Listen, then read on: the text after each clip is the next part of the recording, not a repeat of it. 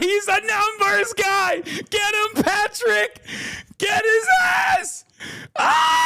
Get his ass. I'm a numbers guy. Ladies and gentlemen, as a numbers guy, I got to say this right now before we get started, okay? I brought in this brown guy. He's Muslim. His name is Mehdi Hasan. And as you know, I will never have Hasan Piker on the stream, on the broadcast, because he will never be able to value tame people, okay? I only have people that are going to value tame people, okay? As a numbers guy, I'm going to chat GPT it. I'm going to grok it, and I'm never going to Claude it. You already know, okay? It turns out this Mehdi Hasan guy, he knows a thing or two about the numbers, okay? Because throughout this conversation, I was chat GPTing it, I was grokking it, and I was grokking my shit, okay? I said, Vinny, help me out. It turns out Mehdi Hasan knew what the fuck he was talking about. Story. Okay. So tell me your story, your background. My background is, if the accent didn't give it away, I'm a British American. I'm a dual national, British American citizen, citizen of both great countries, born and raised in the UK. My parents, immigrants from India, moved to the UK in the 60s. What part of India? South India, Hyderabad. Okay. Best biryani in the world. Best beer? Biryani. Biryani. Yeah. That's the best beer. I'm not going to be the guy who gives you beer recommendations. Best beer. Okay, got it. So I went to Mumbai 8 years ago, and I spoke at IIT Institute. Oh, yeah, it's big. Incredible experience. Incredible place. Yeah. But Hyderabad has better food. So I have to say that as a Hyderabadi. So my parents moved in the 60s and 70s to the UK. I was born in 79. I think we're similar in age. And I moved to the US 12 years ago, come February. So it's been over a decade I've been here. Became a citizen in 2020, been a journalist all my life. What do you prefer?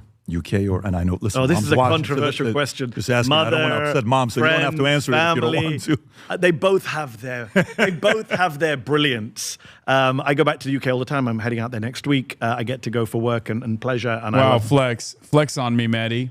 At least one Hasan is allowed into the UK. Oh, look at me. Oh, I can go back to the UK willy-nilly. Oh, look at me. This is why I'm the better Hasan. I'm allowed on the Patrick Bet David broadcast, and I'm allowed inside of the boundaries of the United Kingdom. Oh, I can go anywhere. Hasan simply cannot. Look at me. Going back to the UK, but the US, I gotta say, the US has given me opportunities and open doors that even the UK I don't think could have done. Really? And I think... Wait. Okay, 447,000 views came for the comments, and they do not disappoint. This is what happens when your training ground is Vinny and Adam. Adam and Vinny watching from the back like, thank God that's not me today. This was brutal to watch. Patrick, what's your point? I bet you Patrick won't listen to the market on this debate.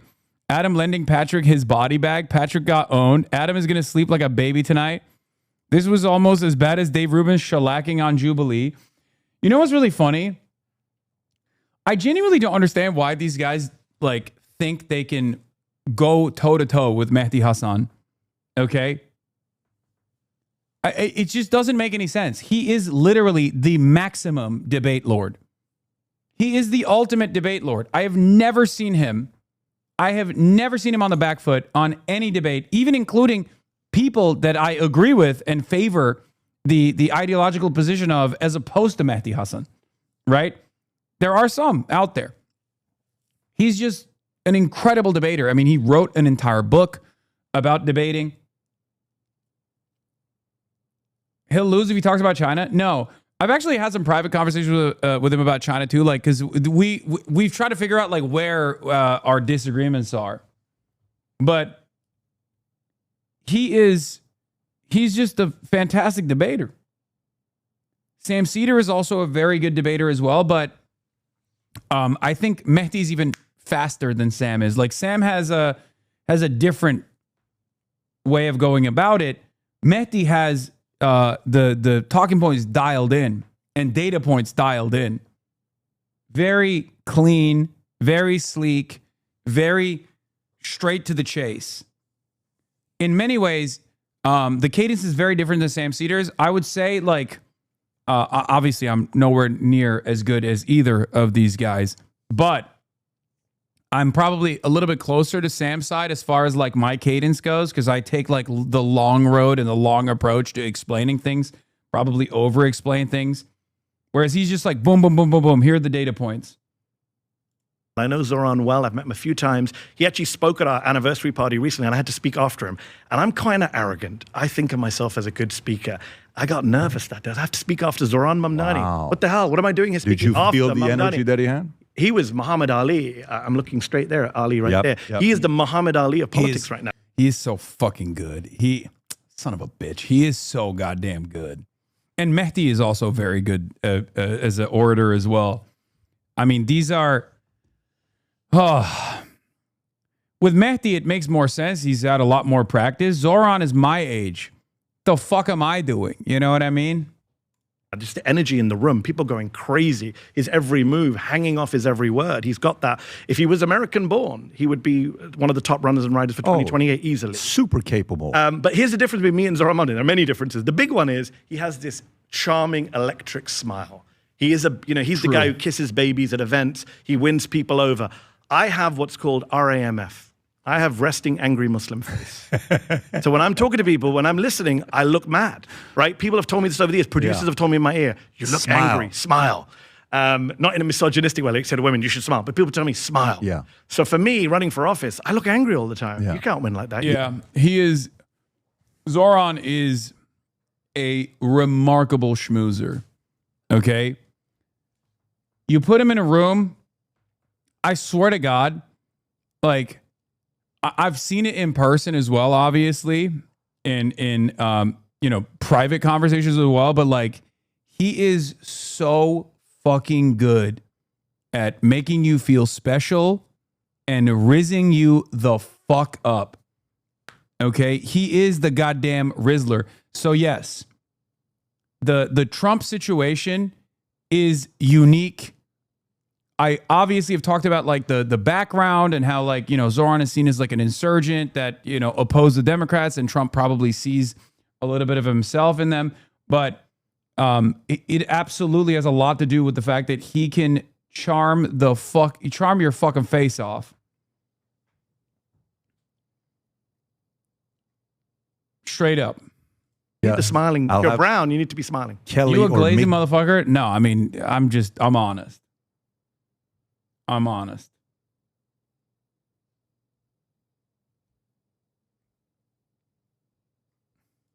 or people, family that are taking pictures. Patrick, can you smile, please? I'm smiling. He charmed you the first time you guys met. He did. That's true. But he's just very good. He's just very, very, very good. You're not smiling, so it's not. Maybe it's a Middle Eastern thing. I don't know. But I think for brown and black people, sorry to come back to racism again, I do think there's that extra pressure to show you're not an angry Smiling. black man, angry brown man. Yeah. Obama was always seen as beloved because he was like, oh, you could imagine your daughter marrying him when he comes in the room. There was always that kind of sensibility around Barack So Obama. you think that's the part with Mamdani? He's got a little bit of that Obama-esque thing going for himself. For sure. I mean, he won over your guy. Yeah. You talking about Cuomo or you talking about Sliwa? I'm talking about Donald Trump. Oh, He won him over. He went to the White. You saw him in the White. Tell me you don't love the fact that you're saying my guy. That my guy said, just tell him how you feel. Tell me you don't respect that. That was an amazing move. Tell me you don't respect that. I respect Mamdani for pulling it off. But do you respect that Trump's like, just tell him you don't like me? I don't respect it. I don't understand it. You can't say that. I swear to God, I don't Dude, you understand know you respect the fact that... I've studied Donald Trump. Oh, okay. Point one for Patrick Bet David. See, this is Patrick in his element, right? The debate hasn't started yet, but he already won in this conversation because he's doing the muscle guy technique. Okay? He's kind of like, come on, you like it. Classic move. Definitely, he's going in hard. Unfortunately, through no choice of my own, for 12 years. I moved here months before he came down that golden escalator. You respected that. I do not respect Donald Trump. But I watched that clip, and I'm someone who, you could ask me about Trump, I could talk about Trump all day long. Yeah. I know everything about Trump. That moment still... he's big. He's doing what we like to call big dogging. Exactly. He's big dogging. He's like, come on, big dog. Come on. He looks at Mamdani the way I've never seen him look at anyone. I've never seen him look at Melania the way he looks at Zoran Mamdani. Right? In love, just in awe. He goes on Sid Rosenberg's radio show. You see that? Sid Rosenberg, he's a jihadist. Mr. President, he hates you. Nah, he's a good guy. He's at the and that State of the Union. Doesn't get you to say you I don't understand Trump. why, but can you tell me why? Yeah, I think he respects talent. Honestly, like game recognizes game. No, look, you're here. I like your talent, and I watch and I see what you do. Yeah. Listen, we may not agree on 50% He's not like that with most other people. but no, he is. He respects talent, and he's got it. Fawning over people, Trump doesn't fawn over To people. bring the guy Putin maybe, over, he's done it with a few different people. Vladimir Putin, Kim Jong-un, Zoran Mamdani. Those are my What three. does that say about your Mamdani, though? You got to be careful with that. That's why I don't you just put him in a bad place. That's why I don't understand. So be careful what you're doing. That's why I don't understand. I genuinely Mehdi Hasan compares Mamdani to Putin and Kim Jong-un. Don't do that. Why out of context. This is why no one likes right-wing media. Out of context. Just say you like the fact that they got along with I do like the fact they got along. Because, I do as well. Because Zoran Mamdani went, in his second time he went to New York. He's so smart. He knows how, Trump is very easily won over. He takes a front page of a newspaper, right? He takes a fake newspaper front page. Why has people not thought of this before? With Trump saving New York, gives it to Trump. And then he goes, can you free this Palestinian student who ICE just picked up? By that afternoon, Trump has freed that student. Right? That is a mayor who knows how to get results and win over Trump without giving up his own self-respect, without like fawning over him like I think Wes Moore was in one clip where they used it against him where he was very, very friendly. Will you give any credit for the fact that by the afternoon, the most powerful man in the world gave him what he asked for? No. You won't. I'll tell you why. Can I tell you why? When is your birthday? Let me. Where's the July 10th, 79? You are this stubborn. Wow, you've done your homework. I'll tell you why I don't respect it. Because I'm glad Zoran Mamdani did it, but what does it say about our leader, the President of the United States, the Commander-in-Chief, the self-proclaimed leader of the free world, that it's so easy to play this guy? World leaders have been doing it for years. This is the problem with him. It's so easy to manipulate him. He's so easy to be won over. And I'm glad when my guy's doing it for a good cause, but people do it for bad causes too. I'm sure we're going to talk about Israel. Benjamin Netanyahu did it to get him into a war with Iran. That's my problem. When Trump first went to Saudi Arabia after he got elected in 2017, there was a story about how when he drove from the airport to the embassy or hotel, wherever he was staying, the Saudis, this is in 2017, remember his first trip as president was to Saudi Arabia. The Saudis put up on billboards his tweets. Can you imagine that? How smart that is? That Trump is driving along and he's seeing his own quotes.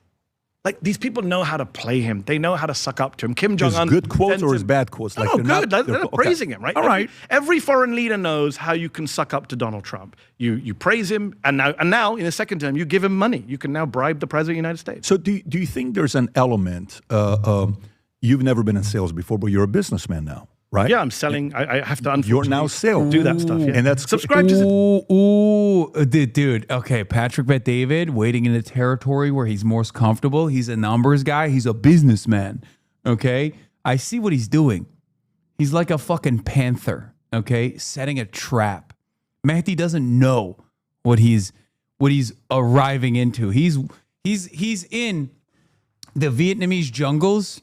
And he's about to step into one of those like bamboo traps, and he doesn't even know it yet. Okay, this is Patrick's environment. Okay, join to capitalists, which I'm so happy. All the cameras. ZETEO.com. By the way, respectfully, you leave mainstream. You're at MSNBC. I think you're the #1 guy for them with the eyeballs you guys are getting. I don't know. Young people online for sure. Yeah, for young people online, you're #1. So. And then I don't know what the story is, what happened there. Stop wishing this was you. Okay, I am a little jealous. I'm a little jealous. Oh, God, I wish I could bro out with Patrick Bet David so bad. I want to fucking bro out with him. If he said, I'm a numbers guy at any point, if I had an opportunity to go on a show and he told me to my face that he's a numbers guy, I would lose my mind. Okay? I don't think you guys understand. You would never see me again. I would die on the spot. I'd be like, oh my God, you said it. A lot of different stories. They were giving you another job. You chose to leave. You do independent. And then independently, you have what, $3.5 million in reoccurring revenue 12 months later. Yeah. 12 months later. That's amazing to be able to do that. And then today being a business guy. So it's great to have. And I've never run anything in my life, so I was he's very a worried. business guy. So maybe that PPE degree you got in economics, that capitalist was inside of you, and we brought it out. So that's great. Okay. Welcome to the Club of Capitalists. It's great to have you with us. I'm a socialist/capitalist. There you go. A multi-millionaire socialist, which is great. Wrong with that? Bernie's a millionaire. Nothing wrong with that. Nothing wrong with that. But let's go to the part about you brought up Trump and Bibi. So Axios brings out the story. At this point, you've seen it. So Rob, if you want to go down so I can read the whole thing, you're effing crazy. Trump fumes at Netanyahu in call on Lebanon. Go a little bit lower, Rob, so I can read the whole thing. So President Trump last night over Israel escalation in Lebanon and an expletive Latin call on Monday. Two U.S. officials and a third source briefed on the call told Axios why it matters. Early on Monday, Iran threatened to abandon negotiations with the U.S. over Israel, saying actions in Lebanon. On the call, Trump called Netanyahu. What the fuck? Wait. Bro, how did they dive in? I walked away for 1 second. What the fuck happened? He's like, oh yeah, you're a socialist millionaire. Oh, I love it. And then boom, I come back and it's like Benjamin Netanyahu and Donald Trump are actually fighting. What do you think about this? Two U.S. officials and a third source briefed on the call told Axios why it matters. Early on Monday, Iran threatened to abandon negotiations with the U.S. over Israel, saying actions in Lebanon. On the call, Trump called Netanyahu crazy and accused him of ingratitude. According to two of the sources, he also put the brakes on Israel's plan to strike Beirut. Behind the scenes, one U.S. official told Bibi that following through on his threat to bomb Lebanese capital would further isolate Israel from around the world. Two of the sources said Trump claimed he'd help keep Netanyahu at a jail. He said, if it wasn't for me, you'd be in jail right there. You're effing crazy. You'd be in prison if it weren't for me. I'm saving your ass. Everybody hates you. Everybody hates Israel because of this. Do you think this call happened? The call definitely happened. But both sides are spinning it in their own ways, and they're spinning it with the classic people. So just background on this. This is an Axios piece. The author of this piece is Barak Ravid, who is an award-winning journalist, won a coverage, co-authored by Mark Caputo, former colleague of mine at NBC News. But Barak Ravid is famous, or should I say now infamous in media circles, for being the guy who the White House always goes to leak stuff about conversations with Israel. Is this the guy that leaked it that Bibi got up, that Biden got upset at? Yes, same. This is the same So guy. he did both. Okay, He's bipartisan. I got Whether you're Joe He's a Biden. fair guy. Well, it's not about being fair. It's the point is that whoever's in the White House, they know that this is the guy who does the stories about split between Israel and America. So we've had about 2 dozen of these stories over the last 3 years. Is this a guy you trust? Unfortunately, no. Now it's not that I don't trust him. I'm not saying he's making stuff up, but I'm saying he's clearly become a useful vessel for information from the White House that they want to get out. They know if you're Joe Biden or you're Donald Trump, you know that if you want to get out that you're pissed at Netanyahu, Barak Ravid's the guy you go to. Now on the other side, you have Amit Sigal, who is one of Israel's most famous journalists, very close to Benjamin Netanyahu. Channel 12, I think, is his network. This guy is now reporting today, the day we're talking, that actually the Israeli side is saying, no, Trump never swore at Netanyahu, never mentioned jail or prison, and they disagreed about how to handle Hezbollah in Lebanon. So the question then becomes, for those of us who were not in the room, who do you believe? Serial liar Donald Trump or serial liar Benjamin Netanyahu? Journalists who act as vessels for leaders on both sides? It's very hard. This is why people have a real issue with mainstream media right now. Because what do you do in a situation like this where both sides are spinning furiously? And I can believe either version. I can believe that Trump told him you're fucking crazy. We wouldn't put that past Donald Trump. I can also believe that they lied to make Trump sound stronger than he is, and Netanyahu's telling the truth. I don't know. Okay, so how do they typically get the credibility? Because anybody can say this was said. So can you go back to the article when it says two sources were there? What is the, you're in this world. Yes. Is there a system or a standard to be able to, because this is a big deal. Yeah, it's a big deal too. I mean, look, all the traditional rules of political journalism went out the window when Donald Trump came along, right? So, my colleague Swin Subsang reports on the White House for Zateo. He has very good contacts. And, he tells me some of the crazy stories he gets from behind the scenes in terms of people trying to screw each other over, right? In the Trump administration, there's a very unique dynamic. And, he's referred to it as a Reservoir Dogs dynamic. It's been referred to where everyone's got a gun to each other's head at the same time, right? So they're all trying to screw each other over. So that's another issue is, are two of the sources people who are allied with each other? Are they from different wings of the White House? Pat, with this Iran war, There are different elements in this administration. Some people want the war done, finished. Some people want it to keep going. So there's different pressures on This Trump. is not 100%, 80% story. This No. is So there's different people leaking for different agendas to try and end a war or escalate a war. Give me how this makes Trump look good. How does it make it look bad? Who's winning with the story? Who's not? So Optics, purely Trump, optics. you know the MAGA base better than me. Many of them are your viewers. Many people in the MAGA base, not as many as people suggest. My good friend Cenk Uygur, I know you had on the show. He thinks there's a big split in MAGA. I'm less of that view. I look at the polls. 80% of MAGA still loves Trump. 70% love this war. But there is. Why are they Googling? This show is so funny, dog. They're just Googling Amit Segal and then Cenk Uygur. It's a growing nice. minority who don't like what's going on with the foreign wars, with the betrayal of anti-war promises. And a lot of them see Donald Trump as being, I can't come up with a better phrase than Netanyahu's bitch. And this would help Donald Trump say, look, I'm telling Benjamin Netanyahu, fuck you, you're fucking crazy, I saved you from prison. I'm the dominant partner in this relationship. And by the way, this is not just a Trump issue.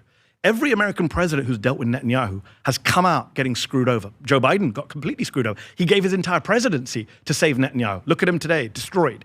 Bill Clinton in the 90s came out of a conversation with Netanyahu. You know what he said to his team? He said, who's the fucking superpower here? He was so pissed that he got talked down to by Benjamin Netanyahu. So American presidents have been dealing with Bibi for many years, and they've always tried to assert their dominance, and many of them have failed to do so. So I think for Donald Trump, it's good if people believe it. The problem is, those of us who know the Axios reporting on this, we're very, very skeptical. So let me I've ask seen you this film this. before. If you're Trump's advisor, which you're not, but let's just say if you were Trump's advisor, and Trump hears you, and he says, screw this guy. That call did happen. That's exactly what I told him.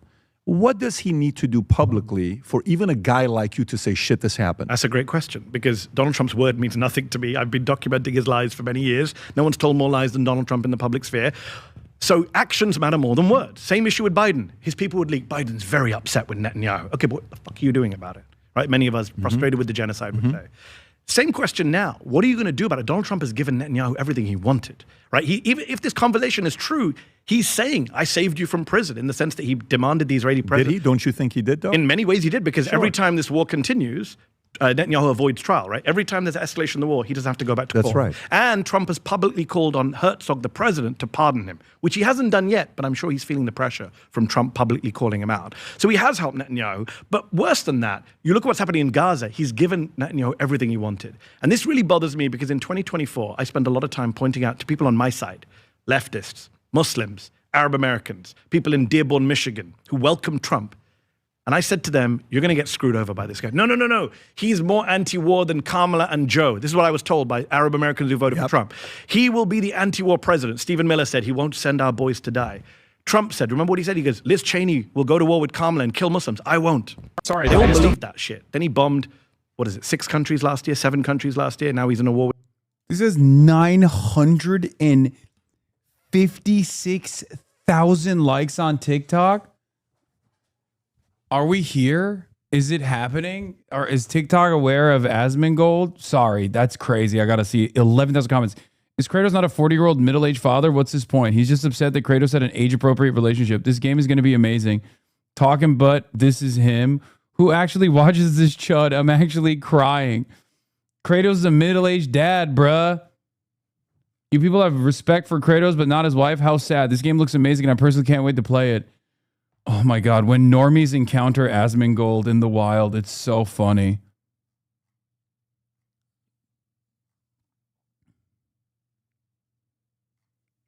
Jesus Christ, the anti-roach brigade on fucking TikTok. They hate his ass.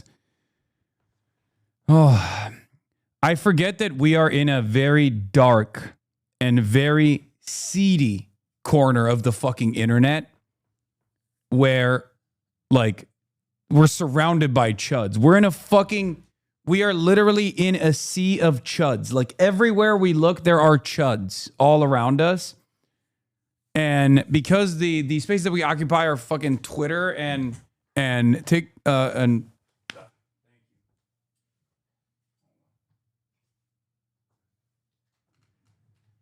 that's the wrong door. Yeah, I'm good. Because the fucking environment that we are in is Twitch and Twitter. Maybe sometimes a little bit of YouTube too. YouTube can get some chuddy. YouTube can get chuddy too at times. That we have a totally fucking different worldview. This is why whenever I go to TikTok, sometimes I'll see like a random, not a random stray that I caught necessarily, but a random positive a clip of me, and the comments are all like, we love this guy, we love this guy. I'm like, oh shit, I forgot. In the real world, TikTok almost is like the internet equivalent of touching grass.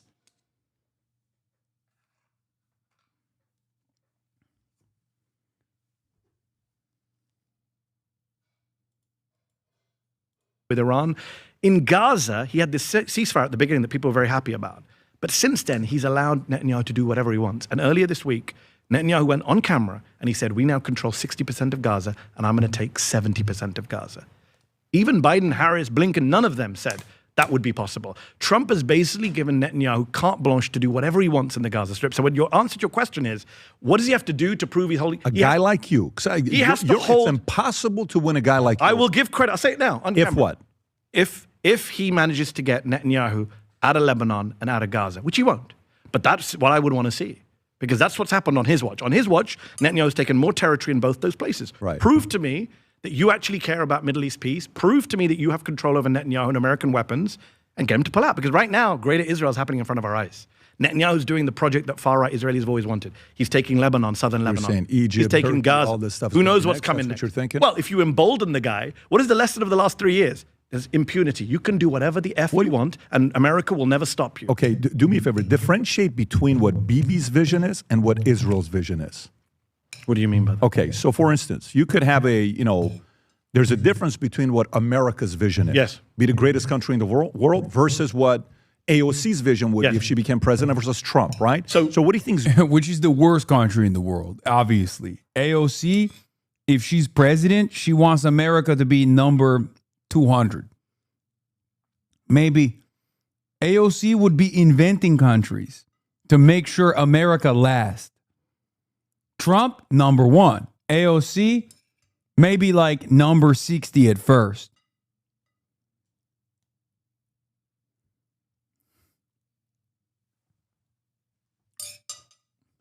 Bibi's vision versus Israel's vision. That's a great question. And I'm sorry to be the bearer of bad tidings. We do this thing in the US, especially on the liberal side, where we say, look, we're against the Netanyahu government. We're not against Israel or the Israeli people.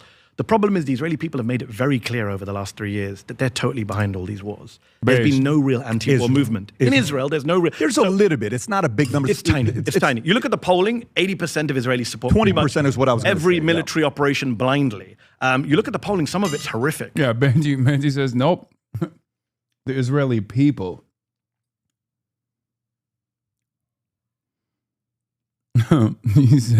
He said it's not the Israeli ruling class, it's the Israeli people that are at fault. Like 80% of Israelis support removing Palestinians from Israel.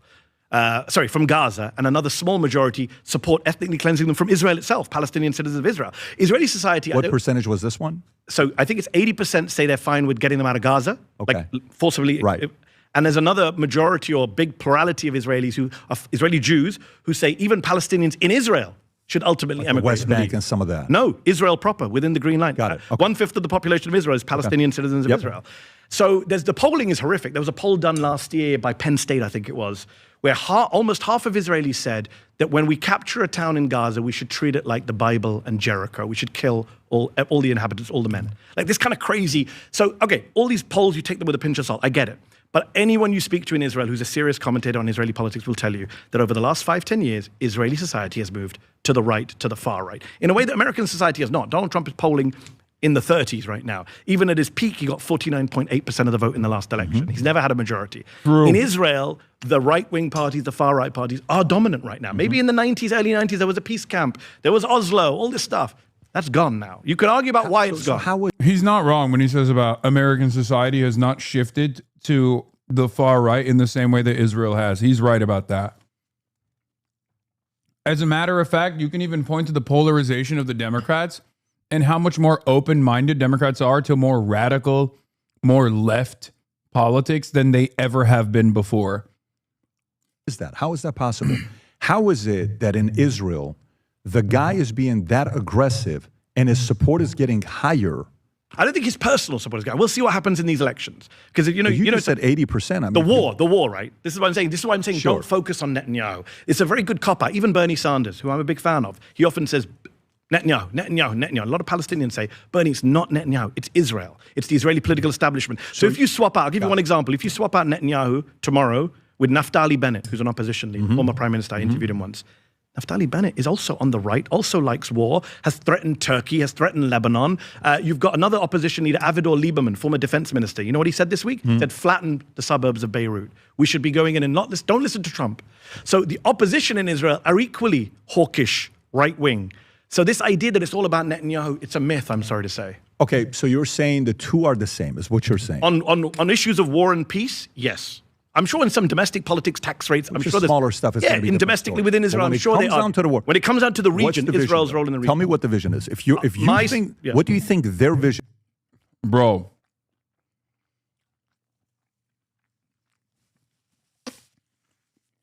I think Israeli domestic politics is even funnier when you learn about like what the major distinguishing factors are, especially because even on the domestic agenda, they only go further right. So because the entire culture, the entire society is anchored around the ethnic displacement of Palestinians that are treated as like an ever-present threat all the time, and it's like supposed to be the security threat, this security state, it inevitably creates unbelievably reactionary politics on the domestic front as well. So like, yeah, you have the Ashkenazis, the older Ashkenazis that are like a little bit more woke, I guess, as woke as you can be, which is not woke at all, obviously, when it comes to fucking genocide. But most of the distinguishing factors in Israeli politics on the domestic side, if you're going to, think about Palestine as a non-issue because everyone agrees with it, it goes unbelievably far right. Like, should women be able to read far right? Like, should women be allowed to learn how to read? Okay? Now, of course, Israelis that are like liberal Zionists or whatever will refuse to acknowledge why that's the case. Like, they'll talk about how it's because Benjamin Netanyahu is a far-right figure, and he created this coalition and gave a lot of legitimacy to the worst elements, like the settlers. We don't like them, all this shit. But the only reason why these guys are allowed in polite society and have a growing movement and a voice is, well, one, because of demographics. They're the only ones who are fucking and having 8 kids. The more fundy you are, the more fundamentalist you are, the more likely you are to have children. That's why the next generation of Israelis are far more radicalized than the older Israelis. Yeah, the liberal Ashkenazis don't fuck. They don't have children. And it's only the ultra-Orthodox population that's just like repopulating. That's part of the reason why Israel hasn't actually run into the same like developed nation issue of demographics. And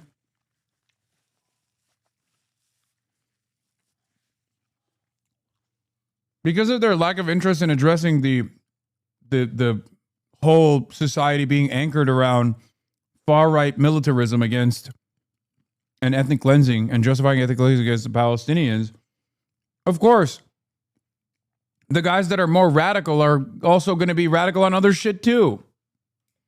What do you think Israel's vision is? There's a best case scenario and there's a worst case scenario.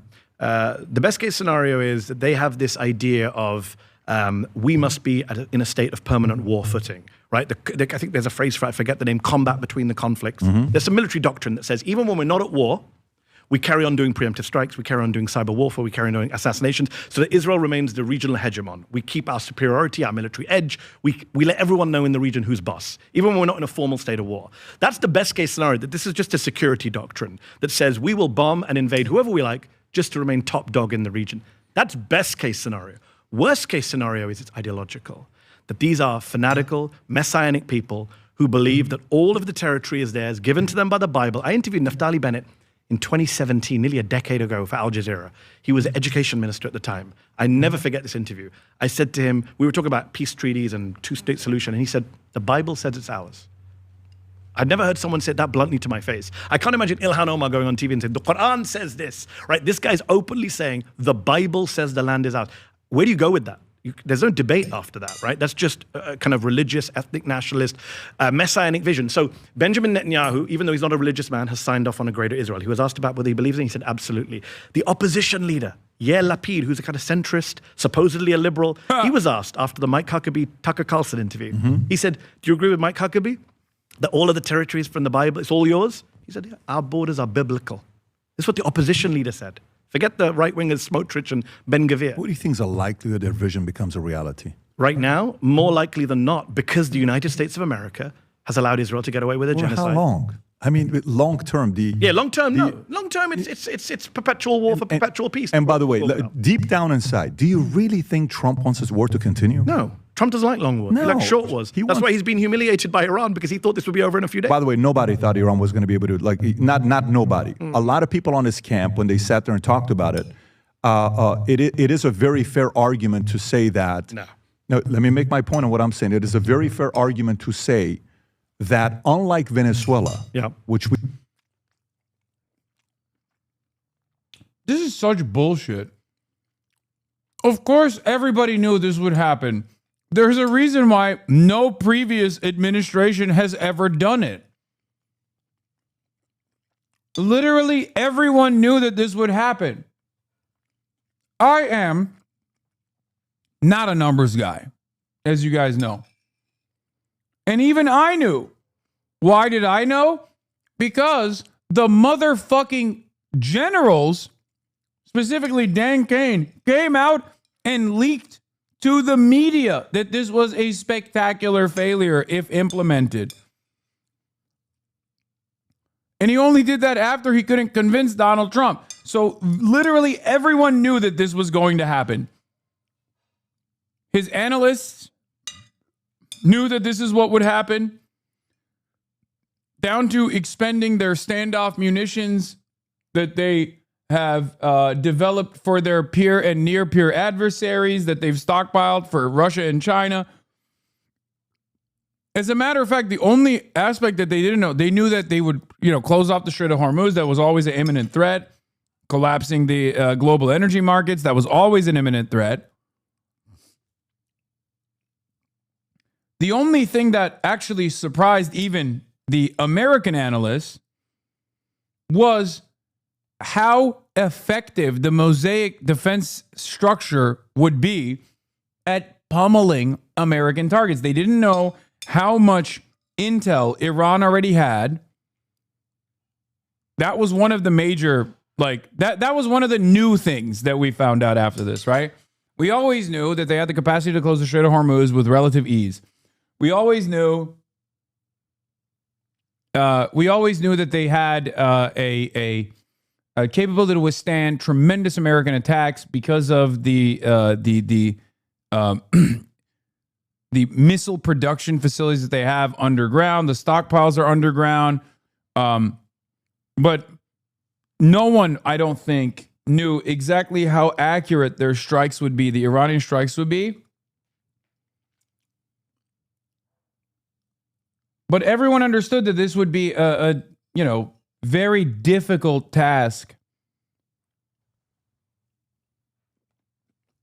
We didn't know two things. One, how effective they would be at destroying American targets. And two, how effective they would be at propaganda with Lego videos. Nobody knew how good the Lego videos would hit.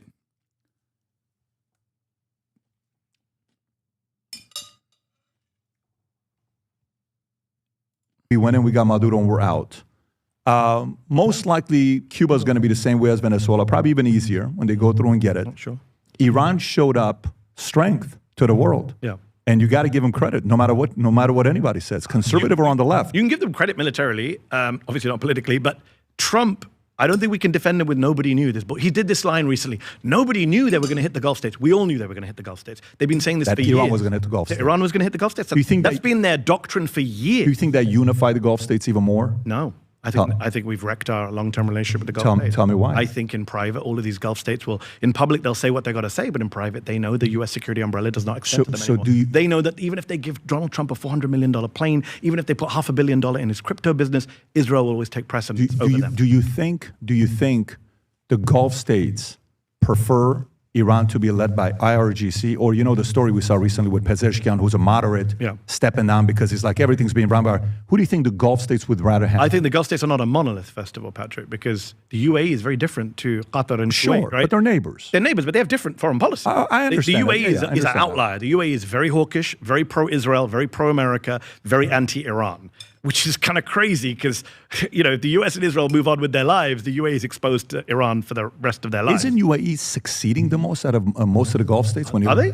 Financially? Are they? So many businesses have cleared out. Tourism has fallen. It's a huge industry based on tourism. For the time. You think people are going to go back? I think my thing is... I think so. I think that their image has been... Brother, what are you saying? Bro, this is a brief glance into Patrick Bet-David's mind, okay? He just knows Instagram. He's a numbers guy. He knows Instagram. All of his buddies are going to Dubai constantly, so he's like, UAE's doing really good. That's incredible. Why are none of your buddies that are normally in Dubai currently in Dubai? That's so funny. He's like, I don't get it. They're popping on Instagram. Permanently destroyed. I don't think you could put it back in the bottle. They had this image, especially to kind of white Westerners, as this business, tourist, even residential utopia. You go there, there's no crime, you chill out, everything's cheaper, et cetera, et cetera. I think that's gone now. Once Iran has done this, I think they've destroyed that image. Now, if you're Amazon or you're whatever it is, Chase Bank, you're going to go back into Dubai, Abu Dhabi, knowing that Iran can then do this again at any time they want. As long as Iran is still run by the same government, I don't think these Gulf states get that image back. And I think the Qataris understand that, even the Saudis understand that. They want a region, I think privately, and I may be wrong, and the few people in the Gulf I speak to say this to me, they recognize that Israel is the real problem in the region. They may not say so publicly. Some of them are signed up to the Abraham Accords like Bahrain, etc., UAE, but I think they understand that Israel is the destabilizing force in the region. It's Israel that bombed 6 countries in the Middle East last year. It wasn't Iran that did that. It's Israel that went to war now and brought the United States into this conflict and led to Iran bombing Kuwait and Qatar and Saudi Arabia and the UAE. And I think that is the situation we're in. I think you're going to see these Gulf states, if they're smart, making overtures to the Chinese and to the Russians in future years. They have to kind of diversify who they rely on. Say it, Mehdi. Most of days, Turkey. Messed up that he won't say it. See?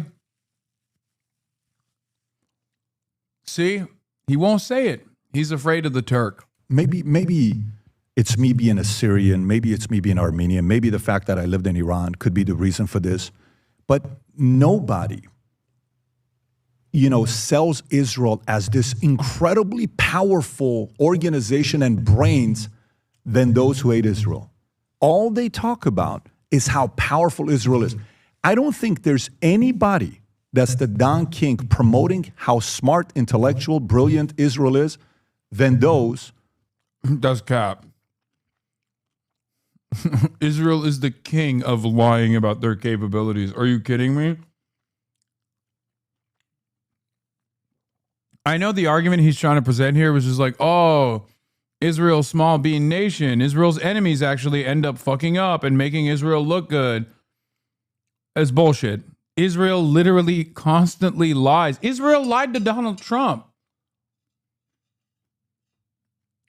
Israel lied to Donald Trump about how easy of a campaign this would be and how much intelligence they had. Remember, oh my God.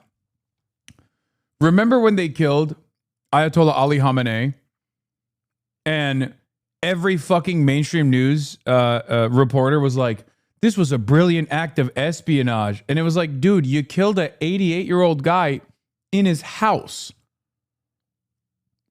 What do you mean this was a brilliant act of statecraft and espionage? And he was in his house alongside his family. You did not identify where he was. He wasn't in a unique position. He was in his house.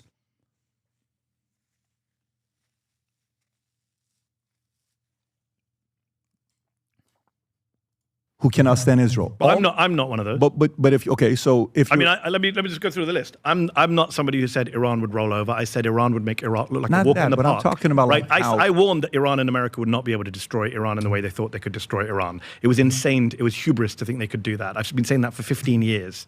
I've been saying it since Iraq, 2003, when I was a 23-year-old marching against that war. When Bush was thinking about Iran, I was saying, Are you afraid of Israel? Am I afraid of Are you afraid of Israel? What do you mean? Are you afraid of Israel's aspirations?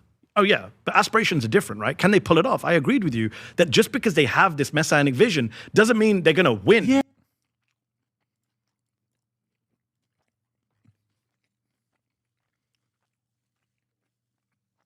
Did you just say they located the house?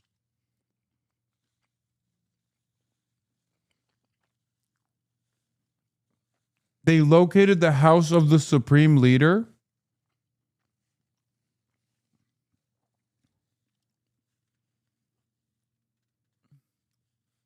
Do you think he had a tactical secret house?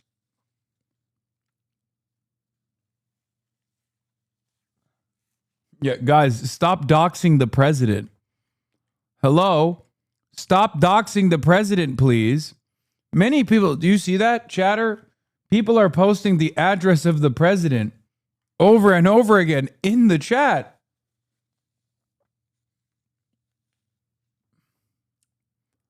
That's messed up. Yeah. I mean, I agree to with me, that. it's like okay, No, like they didn't win in Gaza. bro, Patrick, I said in 2023, Yeah. this whole plan, when people were like yourself and others were saying Yeah. Israel has a right to self-defense, destroy Hamas, I said, you can't. So- There is no military solution to your problem. yeah. So you know what it is for me. Don't talk to Mehdi because Mehdi's going to do this. No, I want to talk to Mehdi. No, I'm telling you, be careful. No, I want to talk to Mehdi.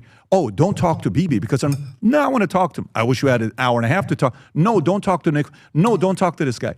I want to talk to him. I don't sit there and see that, my God, everything, they're so powerful. They're going to control America. They do this, they do that. What the fuck does this have to do with people warning you not to talk to Mehdi Hasan? Also, now I'm wondering who's been telling him don't talk to Hassan Piker.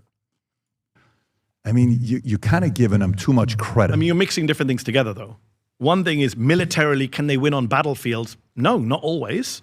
Hezbollah defeated them in 2000, famously. That was the first time they were defeated by an Arab force on a battlefield when they withdrew from southern Lebanon. They're back now. We were told Hezbollah was done. Do you remember a couple of years ago? Oh, the pages and the assassination of Nasrallah. They're done. It was a paper tiger. They just killed 30 Israeli soldiers in the last few weeks, right? They've injured hundreds more. Who knows what the real numbers are? So clearly they're not done for. Hamas is still around. And the Iranians still have, 70% of their missile stock, according to US intelligence. So the idea that these were all paper tigers was bullshit. That's a different argument. I'm not a military expert. I'm not going to sit here and adjudicate, who has the strength in the field. Politically, though, in this country, does Israel still have power? Sure. They still have politicians who support them. They still have lobby groups that advocate So on their does China. behalf. So does Qatar. No, So not do- on the level of Israel. Come on. Oh, come on. God, he is. Okay. You are a literal slave to AIPAC if you make this idiotic argument. Dude, it is so funny. Like, there is no comparison. There is no comparison to the level of influence that any foreign ally or adversary has inside of the United States of America to Israel. Nothing. Nothing comes close, dude. The Qatar meta is so funny.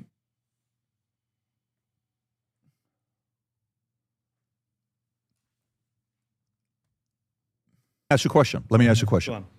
If you had $5 billion Yeah. to win over influence in people in America politically Yeah. and inject your way of thinking, Yeah. would you put that money to buy over congressmen and senators, or would you put that money into winning over kids? Where would you put your money? Both. No. Either or. Okay, then do diversify. Diversify. Seriously, use it as a mutual fund. You got $5 billion. How much you put in one? How much you put in the other one? Honestly. I don't know. I haven't thought about it. But I want you to think Yeah, about it. 50-50. I think they're both important. You think you it's talk about when you say young people, you mean like TikTok? You mean like Universities, controlling I'm talking social about media? universities, Oh, TikTok, universities. social, give money to universities, give money to places to get the kids influence. I mean, I'm sure Mehdi has already picked up on what PBD's trying to do here. He's going to say the amount of money that Qatar spends on university is far larger than Israel. That's what he's going to say. That he thinks he's setting up a trap. Okay? Which is, again, fucking insane because, like, the opaque funding structure that exists for pro-Israel institutions and pro-Israel groups in the United States of America go far beyond the influence of just like directly funding university initiatives. Okay? Like every Hillel on campus is objectively and openly pro-Israel. It's just true. That's not a part of the funding mechanism. You know what I mean? There are ideologically Zionist college professors that are, defending Israel unconditionally. There are Jewish advocacy organizations that almost entirely involve themselves with pro-Israel advocacy. There is no comparison that you can make between Israel and Qatar. And of course, this is just on the influence peddling side of things. You can also look at the impact of this lobby, right? The impact of the pervasive influence peddling operation. Yeah, there's alumni funding too. Obviously, it's just, there's no comparison. When people hyper-focus on AIPAC, they actually don't tell the entire story at all. That's not even the tip of the iceberg, honestly.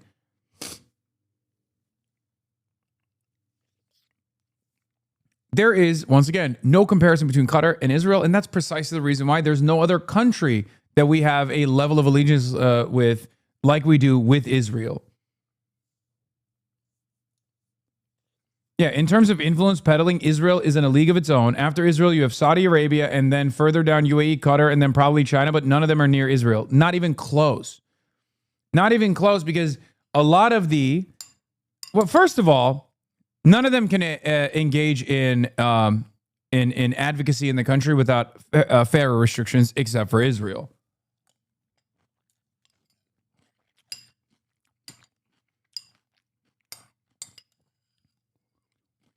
Try to play that fucking, oh, well, I'm an American Muslim, and that's why I believe it's appropriate to get my notes from Saudi Arabia when I do advocacy for Saudi Arabia. If you think you can fucking pull that shit off, let me tell you, you are getting slapped with a FARA violation so fast, your fucking head's gonna spin. Imagine I'm American-born Chinese. So I went and I fucking met with the Communist Party of China, and they told me like what to tell the American government and how to lobby the American government. It's over. You're going to jail. It's not happening. Whereas there's one group of people that can do this. Americans, not just Jews, Christians as well, can go and fund an Israel lobby that goes to Israel and literally talks to the Israeli government and is in constant coordination with the Israeli government. And that lobby is not seen as a foreign lobby, even though the foreign name is in the name of the lobby, AIPAC.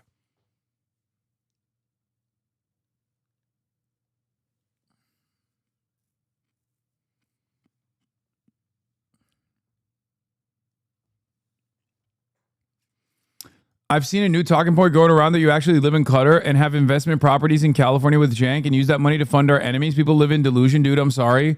Damn it. They figured out our operation. This is unreal. The new school student senate voted to cut ties with the campus Hillel group because it literally sponsors students to materially participate in the bombing of Gaza. And so the new school admin is investigating the student senators.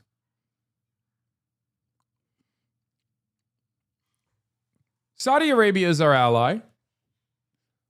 Saudi Arabia has a lot of money. Can you imagine doing this for Saudi Arabia? Oh, we're going to be participating in the bombing of Yemen, which is being conducted with American weapons.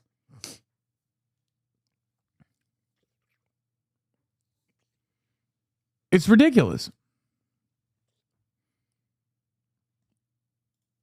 Where would you put the money in? But let me take your example, take it a step further. Okay, let's say I put it all in students.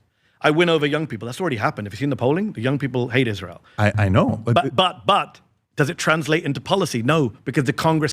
Chef says, I'm Qatari. The amount of money that is spent on American universities for them to allow branches of the university to operate in Qatar's education city.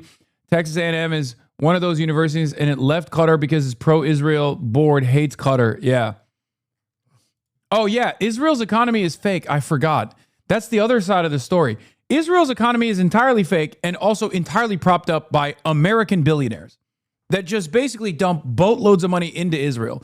There are a couple industries in Israel that are actually viable, that are, growing. Obviously, pharmaceuticals is one of them.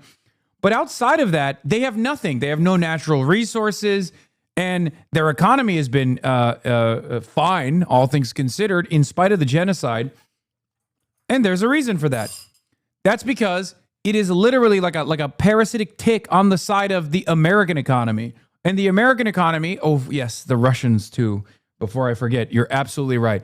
Russians use Israel as a as a launching pad into the European markets and the international markets, but also it's literally like a skin tag that just sucks all the whatever it can from the American economy.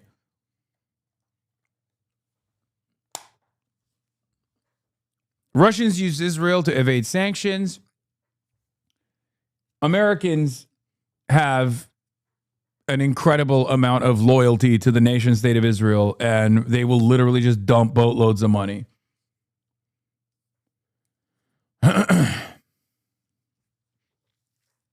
The tech sector is fine, but it's limited. What are you talking about? Like, yeah, they have spyware. That's it. They have Waze and they have spyware. Like, that's not, none of this is real. It's not a real country. Okay? It's not. It's just a fucking fake made up country with nothing. And now it's got a growing defense sector as well, obviously. So I'll give you one example. 8% of Democrats support Israel's war in Gaza. 8%, according to a poll last year. In Congress, it's the other way around. It's like 80% of Democrats support Israel, only 8 or 10% are voting against weapons or genocide. I'm ballpark figures here.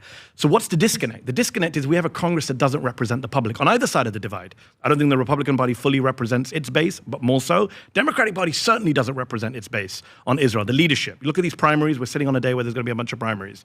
So my big point here is, yes, it's great that young people have been won over. It's great that everyone under the age of 50 in the United States of America, whether Republican or Democrat, does not want more weapons going to Israel. That's the latest polling. Under the age of 50, everyone. That makes sense to me. Right? But Congress does. So the disconnect, this is why we have such a crisis of democracy. This is why Israel matters so much in our political system. It's not just a foreign policy issue. It's an issue of our democracy where we have members of Congress and a president who does not follow American will, does not follow the will of the voters. And so to answer your question, yeah, you do need to spend money lobbying Congress because ultimately they're the ones voting on weapons. They're the ones voting on aid. They're the ones voting. And there's more domestic considerations as well. Not only is it like obviously rerouting money that could be going to the United States of America to like endless warfare that we're fighting now, literally at the behest of Israel, billions of dollars of funds burning in real time every single day.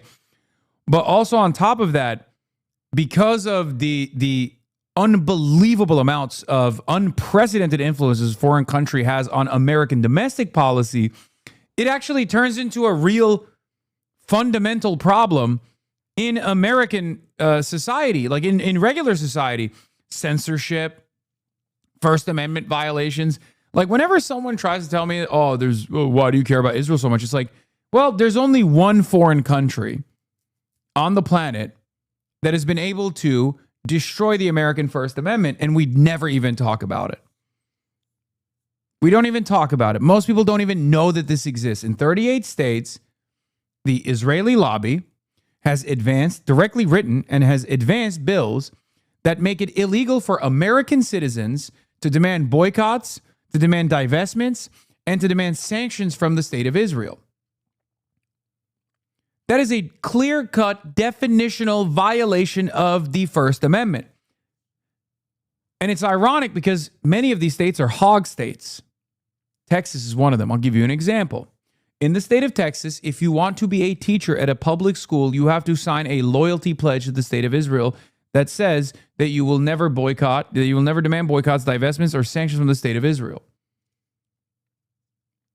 Isn't that fucking crazy? Every time I bring this up, people go, nah, you're lying. Google it. Google it in many of the red states. Google it. That is a direct violation of our First Amendment. And we don't have that for America. We don't have that for Russia. We don't have that for Estonia. We only have that for Israel. So how can you sit here and tell me that Israel doesn't get special privileges, that Israel's lobby is not a malignant force in American politics that absolutely interferes with regular frequency on American domestic affairs? It's ridiculous. No other country comes close. That's it. Dude, if I want to cut the grass at the intersection ditch in Tennessee, I have to sign an anti-BDS pledge. Yeah. You have to sign a loyalty oath, not to the United States of America, but to the state of Israel, to work for the fucking municipality. And that's not all. That's not all. For example, and you can always get fired at will in these states too, because there's no labor protections. On top of that,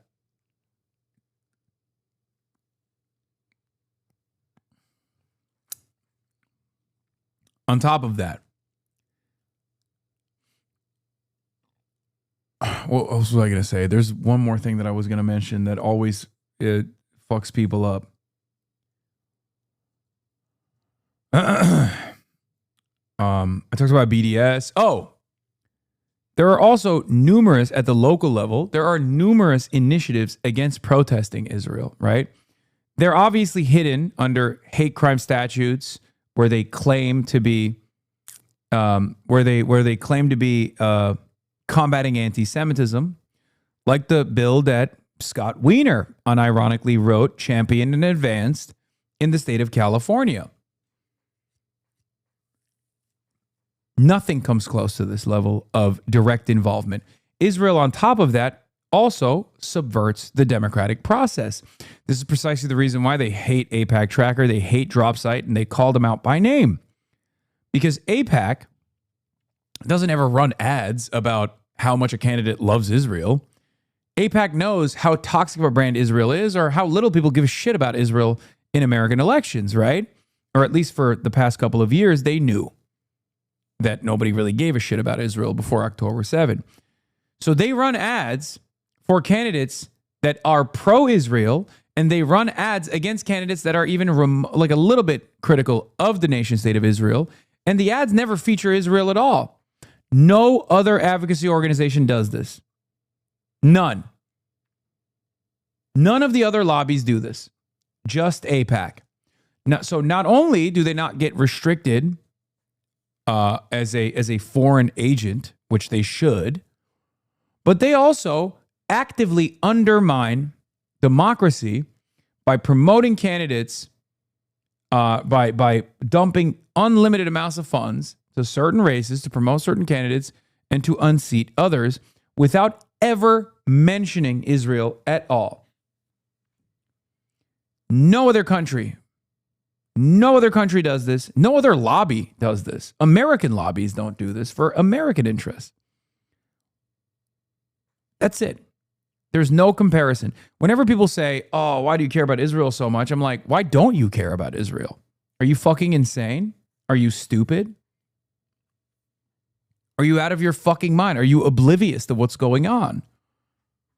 What other foreign country is at the precipice of so much enmity that they are about to create a real political problem as far as their unlimited funds that they receive, that they are now advancing a measure in Congress to literally merge the foreign military of Israel and the American military? Do we have one with other countries? You say England, not true.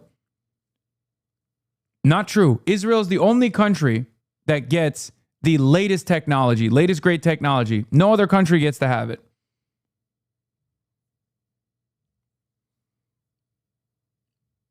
No, not Japan, not England. We don't do that for NATO. We don't do that for any other country. It's not hyperbolic. Out of the F-35 fighter jet program, Israel is the only country on the planet, for example, that gets to have its own software, its own operating software in the F-35 fighter jets. No other country has complete control over their own F-35 fighter jets. Not a single other country has that. Only Israel.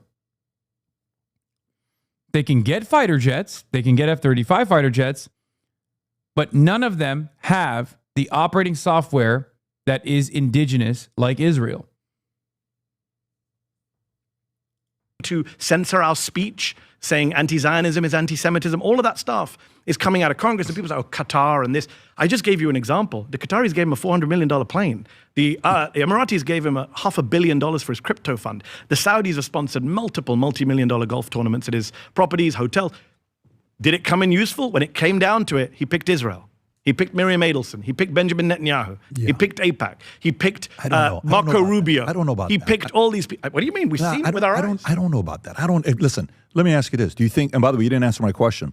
So I want to stay on the money part, and then I'm going to go to the next question. I did answer. I said, I could spend it all on the kids. It doesn't matter. No, but so because ultimately Congress is still more important. So you would put all the money in Congress and Senate? No, both. I said split. You would do 50-50? 50-50. Win over the people, and then win over the people who represent the people. So where does Qatar put their money? They put $6.5 billion in universities.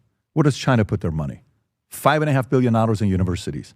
What type of influence do you think they got long term? You think long term? Like you think China thinks short term? You think Qatar thinks short term? You think they're trying to buy influence long term when they get in front of the kids? You think? Do you have evidence? It's a serious question. The dollar? No, I mean, no. I'm talking about. Do you have evidence that? Well, first of all, what Chinese investment has gone into university? Do you want to pull it up, Rob? I mean, this. You know. I know the Qataris are sponsored. I've been to Georgetown, Qatar. They spent a lot of money on U.S. universities. But it's great. I'm asking about what's China's sponsored university? Oh, China's given donations. He's talking about the Confucius Institutes, but he's failing to make the point because he doesn't know what he's talking about. I'm fairly certain he's talking about the Confucius Institutes that used to exist in America. I think they made it illegal now or something. I'm pretty sure. I remember there being some controversy about it. But once again, it doesn't matter because what level of influence does China have on American foreign or domestic policy? There is no comparison. Israel also has the highest number of companies in the American stock market. Far larger number, I believe, than even countries that are far larger than Israel, like India. The Chinese government sponsors American universities. I did not know this. Let me pull up. I'm happy to show my ignorance. By the way, I don't know where the money is coming from, but I'll show you here. China has invested an estimated 5.6. I was short by $1 billion. Okay. 6.4 billion in American universities over the recent decade, making it one of the largest foreign. So why are they doing No, hold on. You didn't read the third sentence.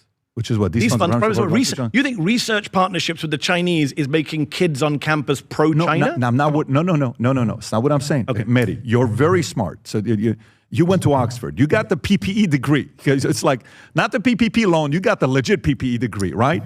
Do you not think if these schools are getting this types of money, which phone call you think they're picking up? Oh, you think we know, Patrick, because we just saw what happened the last 3 years. Did Colombia go pro-Israel or pro-Qatar? But what did Colombia do? They went pro-Israel. They silenced all the pro-Palestinian. But what did they do? But what did they do? They rolled over for Donald Trump and they rolled over for the Israel lobby. Dog. Most of these universities don't have literal campuses in foreign countries like China as they do in Tel Aviv. That's one.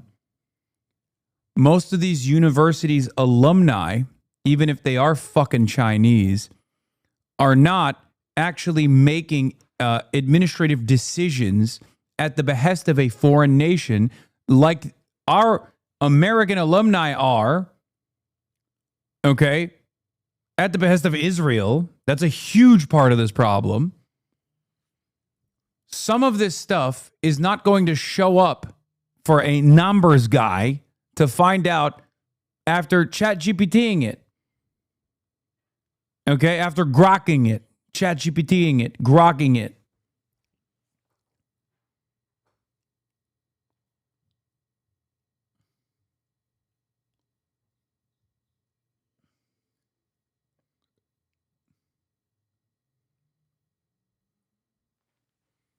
Was the event that happened that got them to get there?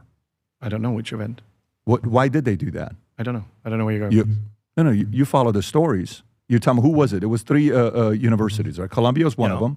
And was the other there was a 2? bunch of universities that cracked down But why on did they do pro-Palestine that? dissenters. Why did they do that? Multiple reasons. Pressure from politicians Okay. who are pro-Israel. You think maybe pressure they from screwed up donors as who well? are pro-Israel. Pressure from activist groups.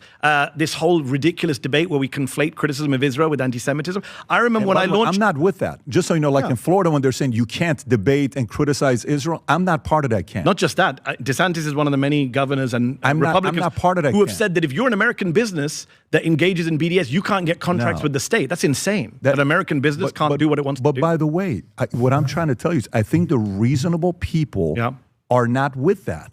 Short term, some of these things may come and go. Yeah. The media created campus anti-Semitism crisis and Israeli propaganda campaign completely divorced from reality. Universities' own internal reviews find campus anti-Semitism to be on par with campus Islamophobia, yet one is covered 63 times more than the other between October 2023 and April 2024.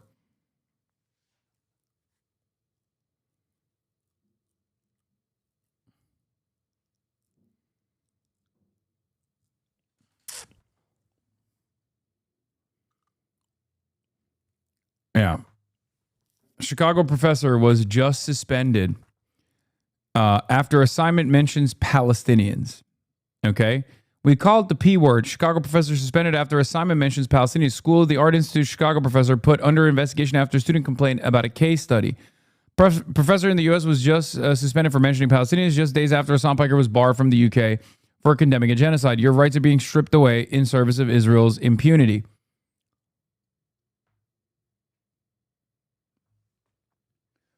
I mean, dude, simply put, can you imagine the British government barring me entry for saying, like, fuck Russia?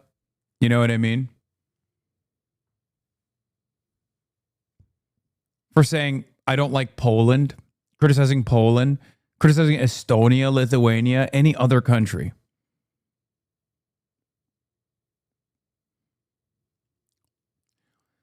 Dude, I mean, look, one of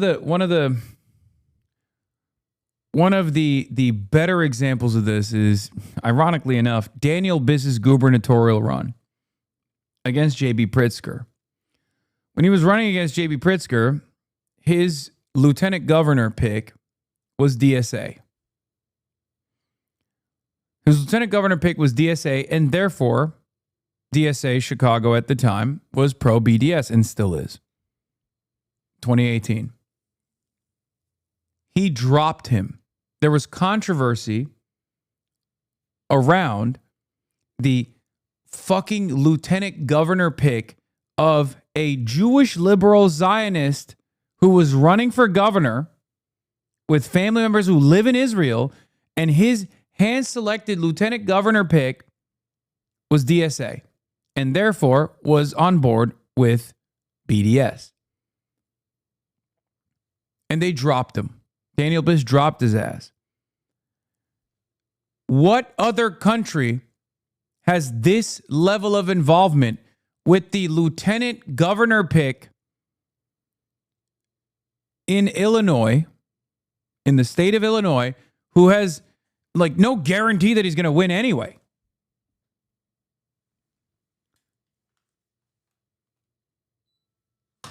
They're out here funding fucking like comptroller races and shit.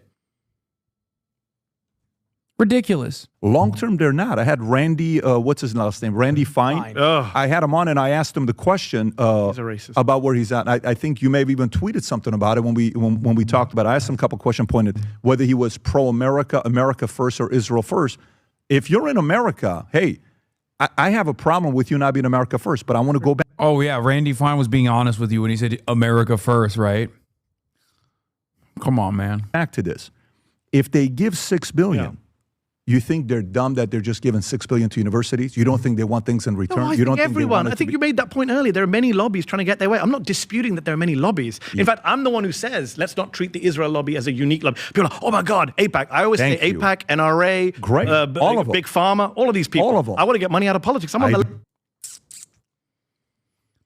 Now Israel wants a permanent seat in the Situation Room? What the fuck? Israeli officials and their allies in Congress and pro-Israel organizations are seeking to ensure that going forward, the Israeli Prime Minister and his or her officials will be functionally and permanently granted seats in the U.S. Situation Room. What?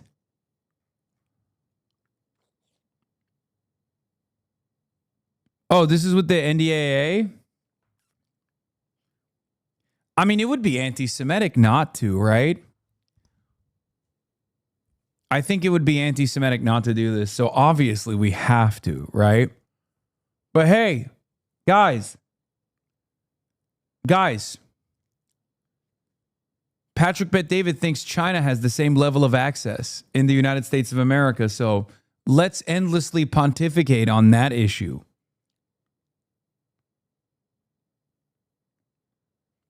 Thank God I didn't fall into the trap of sounding anti-Semitic for a brief moment there.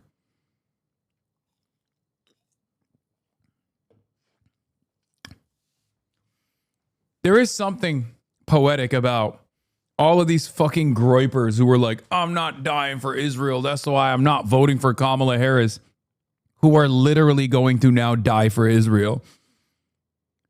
Like, yes, instead of drafting the Haredi population, which would have created a lot of political turmoil, Israel has decided to draft the American population. Isn't that nice?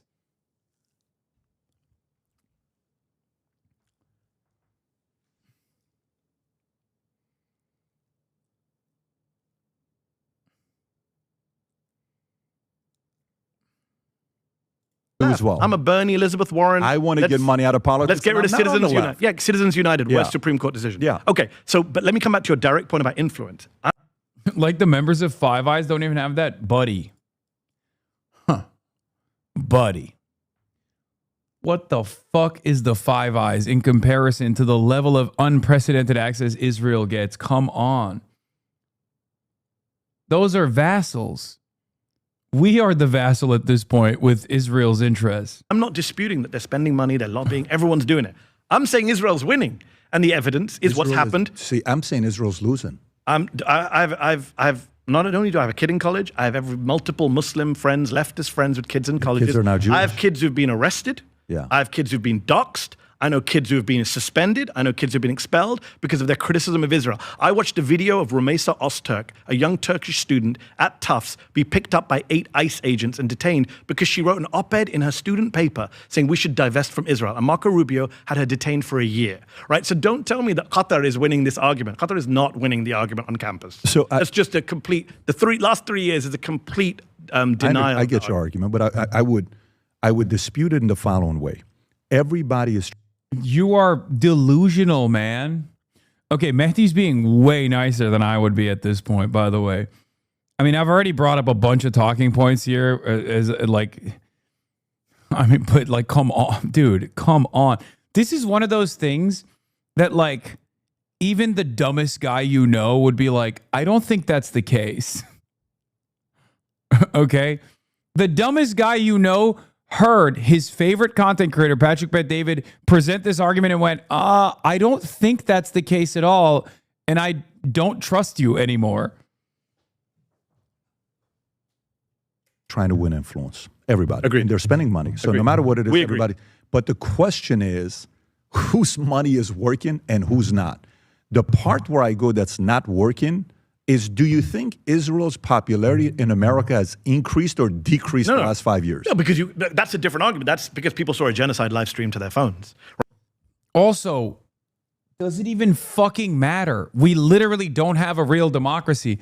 This is the point that I've been trying to drive home every time I do one of these media hits in the UK or in the United States of America, where I keep reiterating this point over and over again. I'm like, right now there's a crisis in democracy because the enmity towards Israel is so overwhelming by the masses that these countries in the Western world are basically having to make very difficult decisions on whether or not they even maintain the appearance of a democratic process or if they just cast it aside completely and go full tilt authoritarian fascism.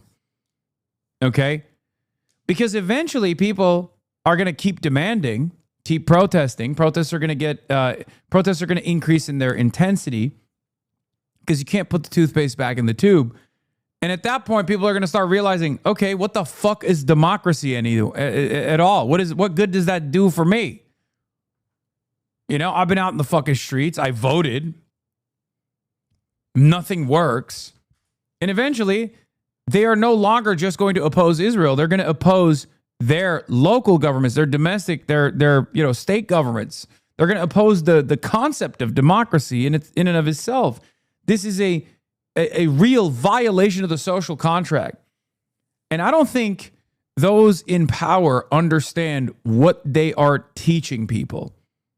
Right, and you can't buy your way out of It's that. more than that's one of it. That's one of the big issues. It's one of the bigger issues, but it's more than that. So whatever they did, like even when Charlie Kirk, the letters came out when he was having a conversation with Bibi, and I don't know if it was the 7 things he wrote, the 6 things. Do you remember that when he wrote a letter? I don't know if you remember that or not. I wasn't a big Charlie Kirk reader. You'll be shocked to hear. Yeah, well, you would have liked him. It was a special No, guy. he didn't like me. He wanted me deported. He called for me to be deported from this country because he's such a free speech champion he was. What was his reason for it? Because I said something about COVID that he didn't like. What did you say about MSNBC. COVID? Something about the whole school.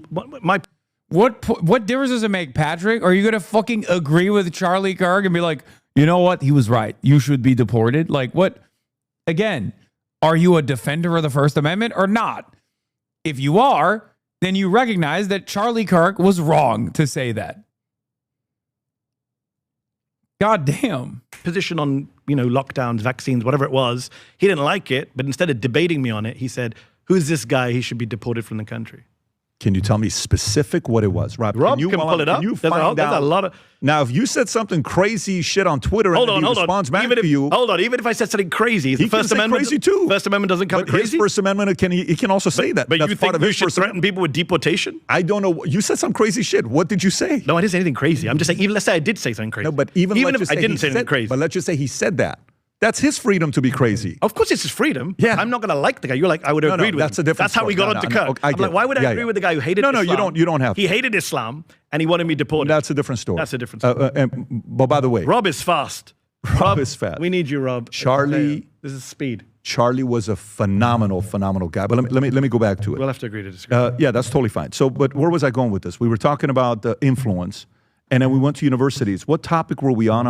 I brought up Charlie. Rob, do you know where I was You were going? saying talking to Netanyahu and the stuff. Oh, yeah, when he talked to Netanyahu with the 7 points, and he said to him, he said, you're losing the kids. Whatever you're doing, the propaganda, you're losing the kids. So it's not working. So if you say the influence of AIPAC or whatever they're spending their money to win over Congress and all these other guys, guess what happened? I think they gave money to John Cornyn. AIPAC did. He lost. He's been there for 40 plus years. Paxton won. Yeah. So what happened with that guy winning? He was a guy that was not even supposed to win. He had issues. Letters came out with his wife, all this other stuff. It wasn't a pretty thing. So I don't know if their influence. Don't get me wrong. When you talk about Miriam, she's put up some real money there. I mean, Trump's been very open about it. she's put up some real money there. And can I say, I don't think we're disagreeing that much. I think we're not actually disagreeing. I agree with you. I'm the first to say I'm very happy to see young people switching on this. I never thought a day would come in my lifetime where polls showed that the American public supports Palestine more than Israel, which we're now seeing from Pew and Gallup. That's an amazing change in public opinion for people like me. But what I'm trying to say to you is all of that is valueless, worthless. Why the AIPAC calculation might make sense to AIPAC is, well, who cares what public opinion say? If we can, it is short term, but if we can control, but they don't think long term. No. Maybe the Chinese do. The Israelis think short term. No, the Israelis I'm not talking Israeli. Okay. I'm talking about those who wanted to make sure, like, whatever their belief is, whatever your belief is, folks that are not pro-Israel, right? Yes. And hey. Yeah, they've not won hearts and minds. We agree on that. Oh, no. I think, I go to schools and I talk to kids. First thing I ask is, who do you watch? Used to be Charlie Kirk. Who is it now? Really? What's your position with Israel? Oh, boom. I mean, it's like zero to anger towards Israel. So guess what that means? Whatever the propaganda was, correct or not, it worked for those that are anti-Israel. But guess what? Okay. I need to say something here. I think this is a moment where the less you know, the better you perform. Like, I think Patrick Bet-David is a more difficult person to debate for Mehdi Hasan than like the average, like Sean and Kestenbaum or Rabbi Shmuley or whoever the fuck, because he is throwing some of the dumbest arguments that I have ever heard. Like, this is basic level shit that you have to describe to him. Like, you have to describe to him, shapes and colors before you can even come to terms on what the debate even actually is about. Because he keeps advancing this point where it's like, well, Israel is so powerful. Why does everybody hate it? And it's like, I don't know, dog. Maybe because they did a fucking genocide and they were unbelievably arrogant and annoying throughout the entire process and have actively demanded people get fucking fired and have gotten people fired and have also subverted democracy, the democratic process. They've gotten congresspersons to lose their goddamn positions of power for even daring to criticize the state of Israel. Perhaps all of that combined pisses off a lot of Americans, even the dumbest Americans are like, yeah, this shit sucks. It is actually because of Israel's profound influence that is the reason why it has profound enmity. This is a really fucking stupid argument. And I don't know if he's like weaponizing his stupidity here or if he just like genuinely doesn't think this is he genuinely is like, what do you mean? But everybody hates Israel. Like, how could you say this is a powerful lobby? They've made a lot of progress. Guess what's scary? When the pro-Israel side hear you say that, when they see the numbers of people watching Candace Owens or Tucker Carlson or Nick Fuentes, God help us, when they hear that, they don't go, shit, we need to work harder to win hearts and minds. What they say is, we need to crack down on democracy and free speech because that's the only way we stay in power. That is why Peter Beinart, my good friend who used to be a hardcore Zionist, now a liberal. That works anymore. Peter makes the point that you're going to see a lot of Zionist groups in this country allying with the right. Damn, he said liberal Zionists. He didn't say anti-Zionists. He said liberal Zionists. He's right, by the way, I think, to a certain degree, Mehdi.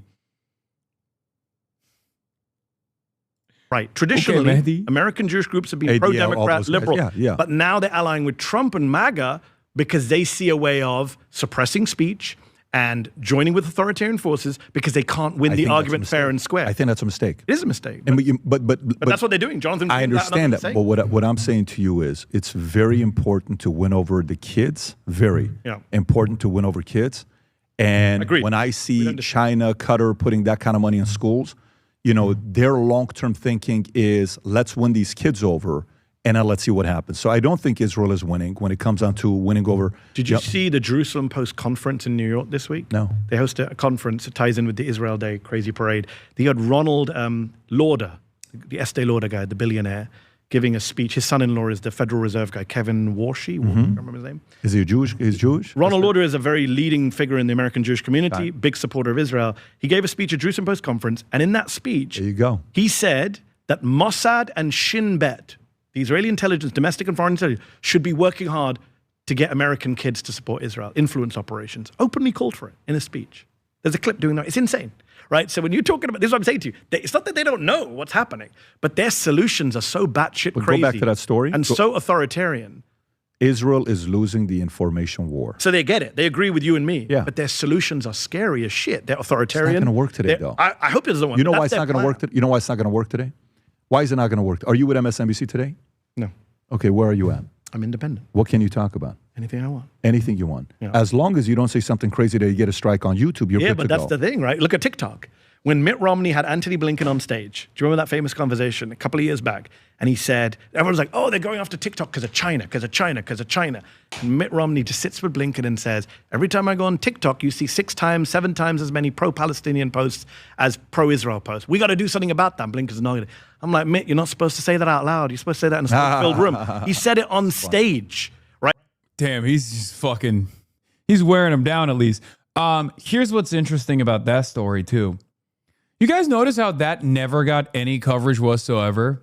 Like the Israel angle, that was pretty apparent, like pretty out in the open, got a lot of coverage here, got a lot of coverage in Zateo, Drop Site, and independent media, and yet never really saw that take shape in mainstream outlets at all.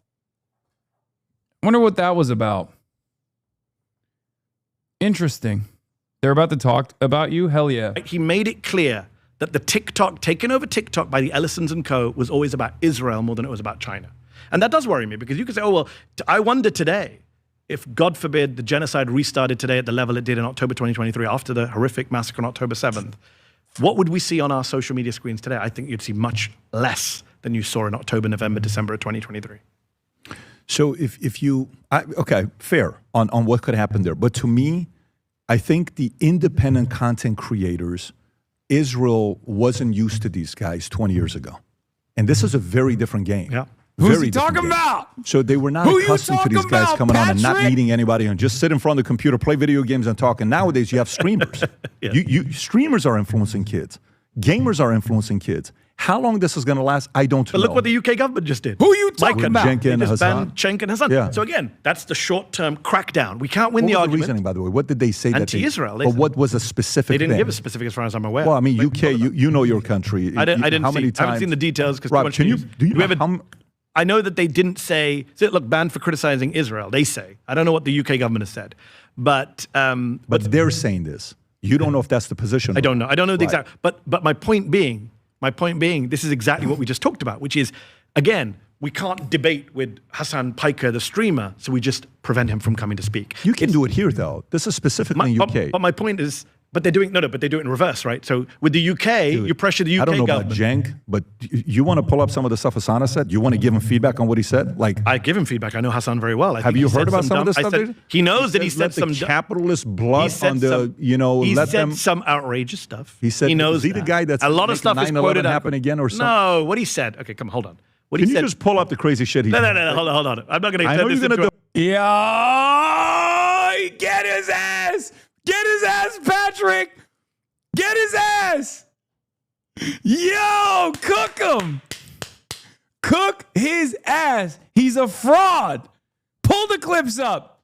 Defend him, but I want to know what's. I'm not going to defend him, actually. Go ahead. Well, I'm going to defend him from falsehoods. I've spoken to Hasan very bluntly and said, you've given your opponents. 9/11. Yes. What is the context of that? Tell me. The context, he was talking about American foreign policy and, the quote-unquote famous line about, chickens coming home to roost. It was a very provocative statement. He's apologized for that, by the way. He's on the back foot. He's on the back foot, Patrick. Hit him. Hit him more. To be clear. Sure. But even Robert Kagan, Robert Kagan is the big neocon. Yeah. He came out recently and said, you know what? 9/11 was a result of our bad foreign policy. He just said it in a more diplomatic, Atlantic magazine-friendly way. So you're supporting him saying that, Hasan Piker? No, he shouldn't have said it like that, because America deserved 9/11, makes it sound that those people died was worth it. No. Right. But did America bring 9/11 on itself? 100%. Our U.S. foreign policy created Osama bin Laden, created Al-Qaeda, created all of these wars in the Middle East, created that jihad in Afghanistan. He's doing too good of a job defending me. Get his ass, Patrick. 110%. That was a blowback from U.S. foreign policy. Every serious scholar who's looked at that admits that now. We're coming up to 25th anniversary of 9/11. Even Robert Kagan is saying. When do you think, Rob, can you pull up how many arrests happen in UK versus other countries on social media? I don't know if you've seen this. It's worth watching. Okay, Patrick is flailing a little bit. Patrick, stay on message. Stay on message. Cook his fraudulent ass, Patrick. It's a little bit out of context. But you know, when you talk about Hassan Piker, what he said, to me, you can say anything you want to say. The only thing I have a problem with is when it comes down to a threat to someone's life. Yes. Give your opinion. Hey, I disagree with this guy's a this guy's a that. But when it gets down to that, and then he's never threatened anyone's life. When he said capitalist blood, let them die. Can you pull up that clip? Yeah, get his ass. Get his ass. Mehdi was not ready for this one. I don't think he had ever seen this one. Clip. I don't know that clip. I need to see the full Hassan context. sat right here, I'm 47, you're 46, I think we're a year apart. You're 79, right? 7K. So we're the same age. So when you sit down with a young guy like that, and we've made some major mistakes I just in our told career. you. I talk to Hasan all the time. Don't give your opponent sticks with. Here's the one. beat you. Watch this. The guy is a non-violent guy. He doesn't support war or killing. He just says provocative things. Do you have it, Rob, with audio or no? My understanding is that the property owners who have properties there choose just not to rent it at all. Yeah, kill As a them. result. Kill those motherfuckers and murder those motherfuckers in the street. Let the streets soak in their fucking red capitalist bloods, dude. Yeah, that's a dumb. Oh, wow. Where's the rest of it? Damn it. Get his ass, Patrick. Get his ass. Cook him. Let's see how Mehdi defends this one. Good looking. Masterful pearl clutch, Mr. PBD. I almost believed you cared. Yeah. Dumb thing to say. Talented guy, good speaker. Why would you say something like that? He did. He literally did text me while that was happening. He's not even lying. He straight up texted me. He was like, what the fuck? The ultras who called you an opportunist were 100% right. You're flip-flopping on yourself.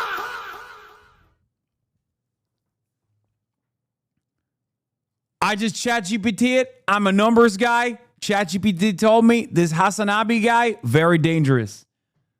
Argument done.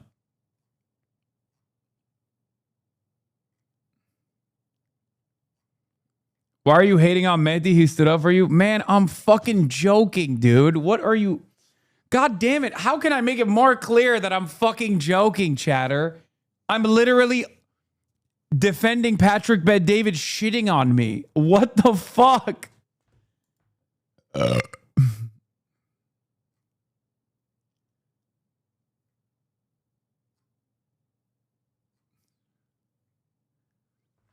End joke. Back in the day, the way to do end joke was by saying in a video game, which is ironic because that clip cuts before I say in a video game. But regardless, that's a LARP. It's LARP. And there's a reason for why that is the classic unearthed example from 2018 where I'm talking to someone who I used to be friends with, no longer friends with him, and he's a massive stalker of mine, as a matter of fact. Bro, defending you, it's so hard because they always bring up some obscure clip of you in 2018 saying like based Pol Pot, more like gold pot. Yeah, guys, you don't have to take this shit seriously, okay? It's like when people will be like, excuse me, right here he says in 2017, oh, now people care about dead Syrian children.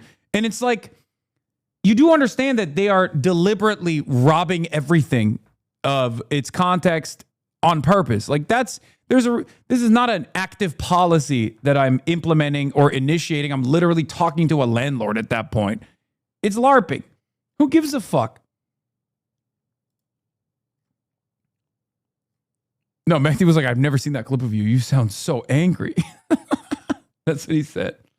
After this and say, you screwed me over on the Patrick Bet-David, because I'm not going to defend that. I don't know what the context for that is. But look, even you said, let's park Hasan Piker. Cenk Uygur said a lot of things that are very provocative too. Sure. Not like that, but about Israel. Yeah. The point is, to come back to my wider point, which is there's still a way for them to shut down the conversations, to censor speech critical of Israel, Cenk to is stop pretty loud. influence. Cenk is everywhere today. But now he can't speak in the UK, is my point. Well, that's the argument for UK's dumb policy. Well, it's not just the UK. You don't think the US? Have you? Not at bro. Pull up the No numbers. way. Come on. Pull up the numbers. Yeah, he's a numbers guy. Get him, Patrick. Get his ass. Ah! Stop. pull up the numbers. Oh my God. I just realized he literally leans into ChatGPT at anytime someone standing in front of him starts opposing him a little too good. Anytime an interlocutor actually starts cooking him even a little bit, he's like, I'm a numbers guy. Stop it. We got to ChatGPT it. We got to grok it. That's how he centers the conversation back. Let's compare. The US is much worse. Dude, well, look at this here. The number of arrests for hateful messages. Social. Marco Rubio locked up students in this country for their speech, for speaking. For a young woman in a hijab from Turkey wrote an article in a student paper. She said we should divest from Israel. I don't know the whole story. So pull it up, whatever you want. I don't know the whole story. A judge threw it out. He said it was a chilling free speech in this country. He had her released from prison. Multiple cases. I'm going to give you one. Was she a U.S. citizen? No, was she was a Turkish student. She was a Turkish student here. Student, legal student, studying at Tufts. Student here and criticized American policy. No, she said, she didn't even criticize the American government. She said, my university, Tufts, hey Tufts, we should divest from Israel. Marco Rubio locked her up. This is one right here? This is one right here. F1. The judge threw the case out. He said it was a complete assault on free speech. In fact, a Reagan judge, Patrick, you don't have to trust lefties. Let me quote you a Reagan judge, a guy called William Young, appointed by Ronald Reagan. When he looked at the cases of all these students, he said Donald Trump has launched a, quote, this is his words, full-throated assault on the First Amendment. Right? Marco Rubio is deporting people like Mahmoud Khalil, who you may not be a fan of, not because they did any terrorist activity or called for the killing of anyone, but because under some random 1952 immigration law, the Secretary of State has the power to deport anyone he says is undermining U.S. foreign policy through their speech. Can he? Well, it's never been tested at the Supreme Court. There's one judge who adjudicated on this law. You know what her name was? Guess what her name was? Judge Marion Barry Trump. Trump's sister is the only judge to ever look at the 1952 law on its merits, and she said it was unconstitutional. But it then got rejected by another court on procedural grounds. Yeah, it's never been tested. You and I, if I just describe it to you, you and I think it's insane, right? The Secretary of State should not have dictatorial powers. I don't know the laws behind it. So let's assume I'm right. Sure. Assume I'm right. Yeah. You would disagree. Yeah, Trump's sister is woke. With the idea that the Secretary of State, Antony Blinken, Marco Rubio, whoever it is, has the power unilaterally to throw out people who have broken no laws because he didn't like what they said. Surely you as a free speech guy would be opposed to that. And by the way, the way you're making it seem like is you're quick to forget what happened under Biden. You're quick to just said Blinken too. Speech was just said Blinken's name. How can you say I'm quick to forget Biden? You know how many... No, hold on. How can you say I'm quick to forget Biden? I just said Blinken. I'm just reminding you how many people on YouTube got strikes, videos taken down, what things we couldn't talk about. We couldn't criticize anything about vaccine, COVID. That's not true. You know how many strikes I got? You're exaggerating. You couldn't criticize anything about vaccines. I was there at the pandemic. People were criticizing vaccines. You were criticizing videos were disappearing like this. You did not go to prison, okay? Let me tell you something. You did not go to prison. You did not, you weren't threatened by the motherfucking federal government like I am, okay? With bullshit subpoenas. None of that shit happened. You did not get deported. I can do easy research for you, send a report to you. Videos were disappearing like that. People that were talking, creating content, massive YouTubers were disappearing. So, hold on. You've just made my point for me a minute ago. You said America's much better than the UK. Now you're saying America's dictatorial too, so we're agreeing. No, I'm not saying America's better than UK. When it comes down to arrest, we don't arrest. Well, it was Ramey Sostek. I just showed you. You want me to... Joe Biden, under Biden's watchful gaze, 3,500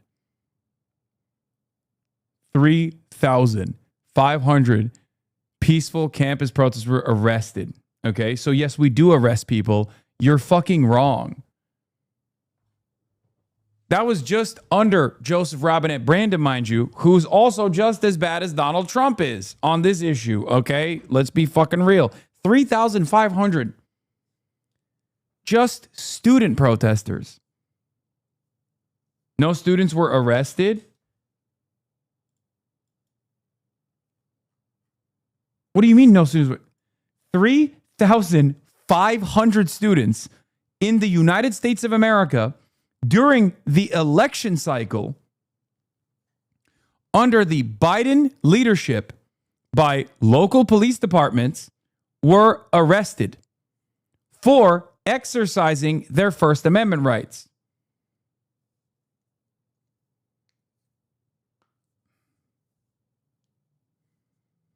Nuh-uh. If PBD doesn't know the numbers, it didn't happen. Grok it. Grok it. Chat GPT it now. I can go through the list. Should I go through the list? Mahmoud Khalil. Are you really going to defend I know these people. UK versus US? I'm going to say right now the US is much worse than the UK. Stop it. And actually, by the way, the UK... Stop it. Hold on. The UK is really bad right now. When's the last time somebody knocked on your door and said, Mehdi, be quiet, you're talking too much? You know the UK is... Wait, they did that in Florida like the other day. They do that in Florida all the time. Like literally, you'll have the motherfucking sheriff...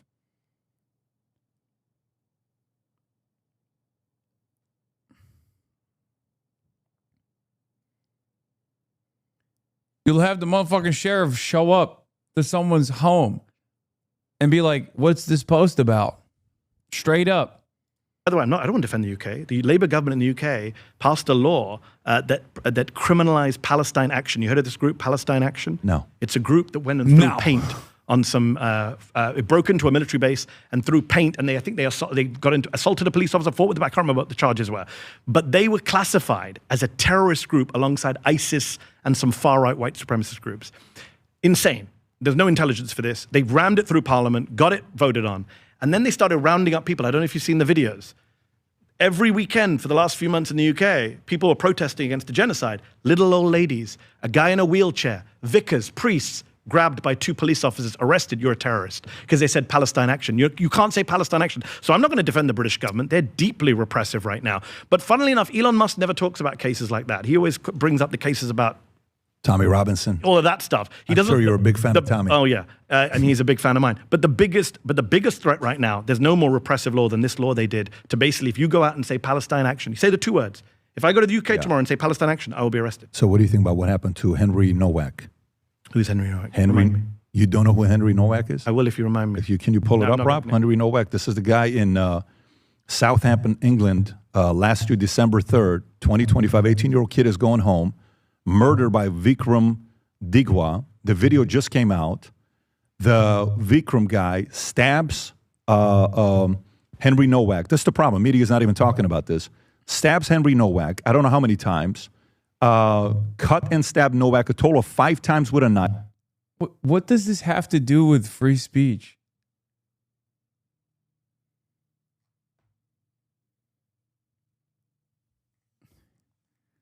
What does this have to do with anything that they were just talking about? He just went, what about this guy? He got killed. It's like, okay, that's devastating. It's a horrible story. It's devastating. What do you want me to say about this? You know? Bro, this is boomer leftovers.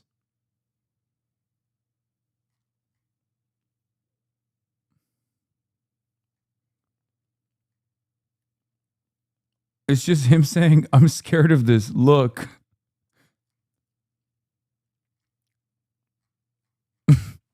This scared me. When I found out about it, it scared me. I couldn't even chat GPT it.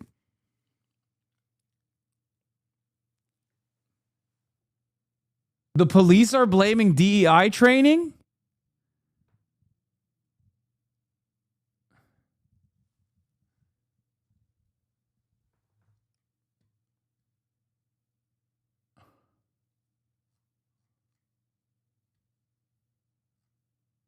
Wow.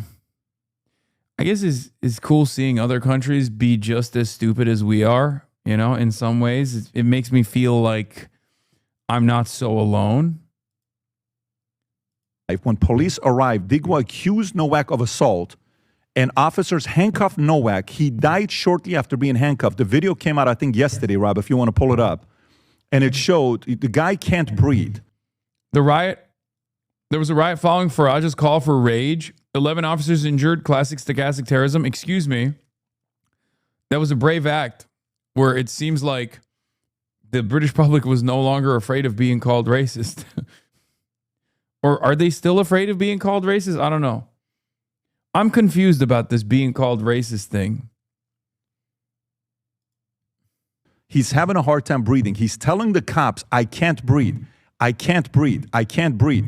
All of a sudden, he dies. And they said, no, you said some racist comments. Rob, I sent the video to you. in the notes if you go to it. So Okay. So What's the point of that? But I'm without going to tell you what's the conversation? point. No. It's horrible. No, but because the cops sided with it is. Digwa, they said Digwa told them. Okay, what's the broader point, Patrick? This is a horrible situation. Like what when guys like this bring stuff like this up, I wonder always like what you think I'm going to be like? Like what do you think Mehdi's going to turn around and be like, that's awesome. He deserved to die. Is that what you think is going to happen here? Like what's the fucking point? Like yes, I'm not exactly a fan of police. I don't think they do a good job. That he made racist comments. And with the guy saying, I was stabbed by these guys, he's running away. They caught him. The guy had an 8-inch knife, the typical, the Sikh, what do you call it? Ceremonial knife that they have. You know which one I'm talking about. Yes, which now, so he gets stabbed. now they want to ban. Can you? I did see British politicians say they want to ban it, and I didn't realize the context. This is the context. And this is the context. And they said they wanted to ban it. Keir Starmer came out today and said, no, we're not going to ban it. But you know what you can't have in England? You know what you can't have in England? You can't even have pepper spray. Pepper spray has not been legal since 68, but they can have that knife. How does that make any sense? So for me, you and I can cherry pick stories on both sides to create rage on why this or that, but the stats are the stats. What? So when you're saying... Wait, do you think the stats are on your side on this incident?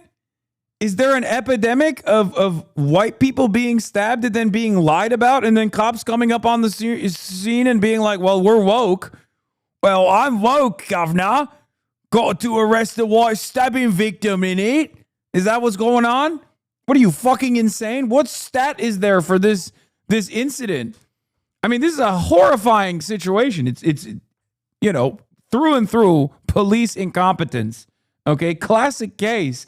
But I just don't think that this is like a commonplace situation.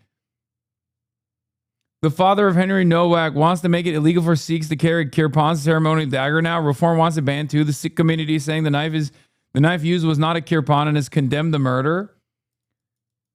Yeah, dude, England is so strange because they do have knife bans. I don't have an opinion on this. I don't understand it. I don't even understand why like the Sikh population want to have kirpans on them. But I also don't even understand why there's like knife control.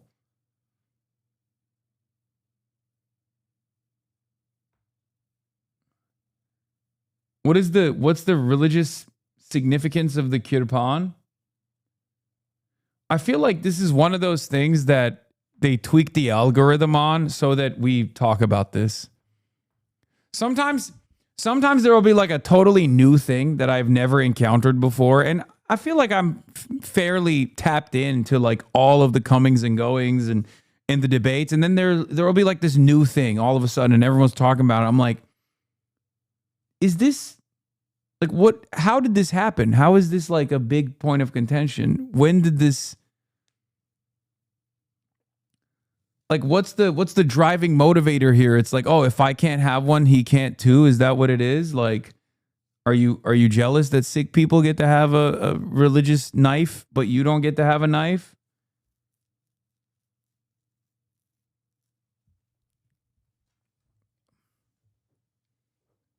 It's one of the 5 Ks alongside uncut clean hair and a beard and certain underwear, metal bracelet, and a hair comb. Oh, I did not know that. I didn't know that every Sikh person always carries a knife with them at all times.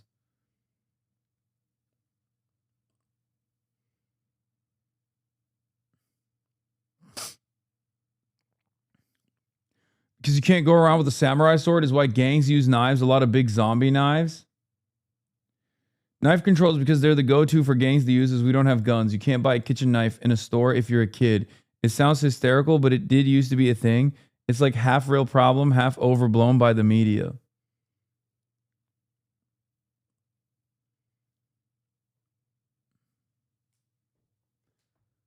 That's kind of cool that like your religion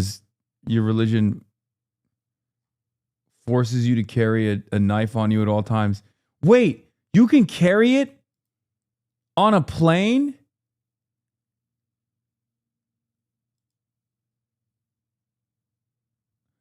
Lots of kirpans don't actually come out of the sheath. It's bolted in.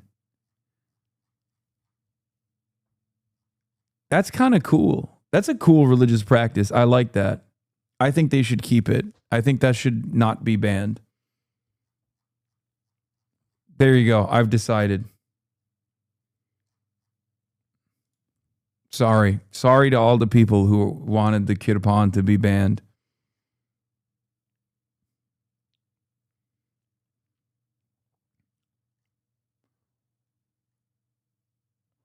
Sikh organizations describe the kirpan as an article of faith that symbolizes dignity and a duty to stand against injustice and protect the vulnerable. You are just in the American algo. More context. EU media is trying to make it a story too, very enthusiastically. I'm unsure. Do Sikh people even have like, is that even a stereotype that like they get violent or something? I don't think so, right?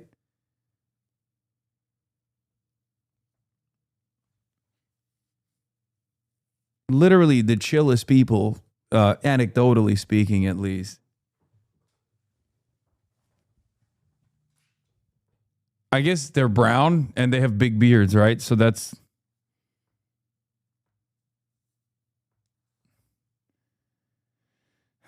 Sikhs are literally the EDL's model minority. They have so many tokens, Lamau.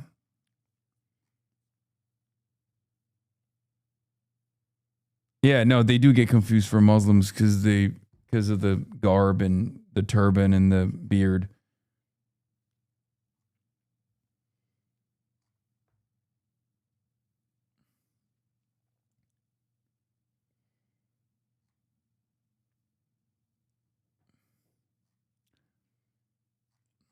I can't believe we've moved on to so many different places from this conversation, but at least I learned a new cool thing. That story about America and UK, you hear a story like this. Where is the rage with this? Where's the outrage That's with not even this? a free speech story. We were talking about free speech. You brought up stats about social media arrests. And I'm saying to you, right now in the US, you can be arrested by this government, detained for a year without charge. If there's a 10-to-1 fight happening, you're morally obligated to jump in defense of the one. Are you making fun of me because I do that? Or are you saying that's like the Sikh credo?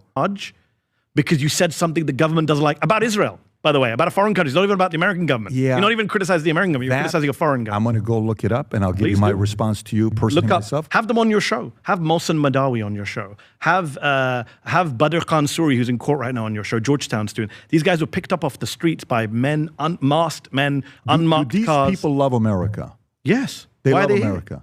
I don't know. Are they planning on staying here or going back home? Mahmoud Khalil is married here, has a kid. He had a kid while he was in prison. Donald Trump, the Family Values Party, the Republican Party, didn't let this guy be with his wife when she gave birth, didn't let him hold his baby. What do you say about Henry Nowak, what I just showed you? I think that's horrific. That's UK. I think that's horrific. But this is the I don't know part that's I don't know the details, but obviously the police got it wrong. This is the part that kind of, so you represented the media on the left, okay? So Rob, can you go back to that story that New York Times, if you search the two different words, of George Floyd versus what happened with Novak. You just had it up right now a minute ago. What is the argument, man? What does this have to do with, bro? What does this have to do with what Mehdi and you were talking about moments ago? This thing has gone completely off the rails, man.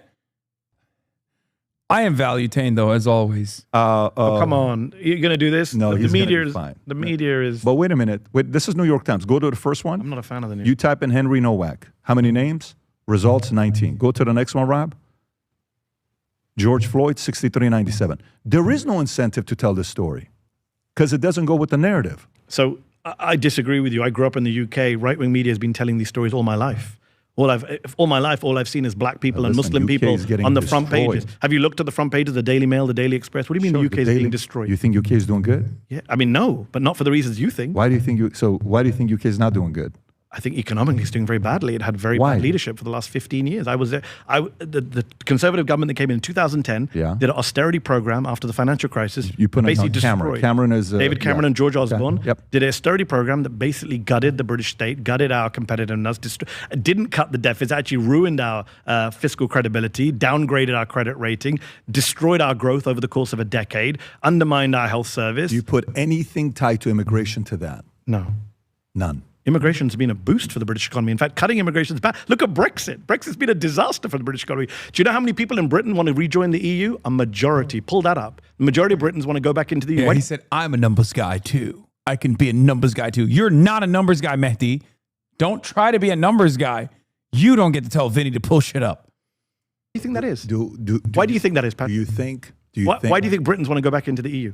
You You just said Britain's being destroyed. No, but I'm have saying you they looked want to at the, rejoin have the you looked at the EU? crime numbers? What's going on in UK? Crime is very low. Have you looked? I think one of the funniest things that I genuinely love about Patrick Bet-David is in his mind, he's truly white. Like he behaves with the confidence and the swagger of a white man. And I think in his mind, he's like when people go, hey, you know you're not white, right? Like he's just like shocked by it sometimes. He literally thinks he's part of the team like 100%. And I love it. I love him and I love that for him. And it's really funny because I don't think anybody that's in his immediate vicinity reads him as white at all. The only reason why he can have this level of delusion is because he's in Miami, and Miami is the place for guys who are not white who think they are. So he's surrounded by other Patrick Bet-Davids who are just like, yeah, I'm a numbers guy too. What do you mean?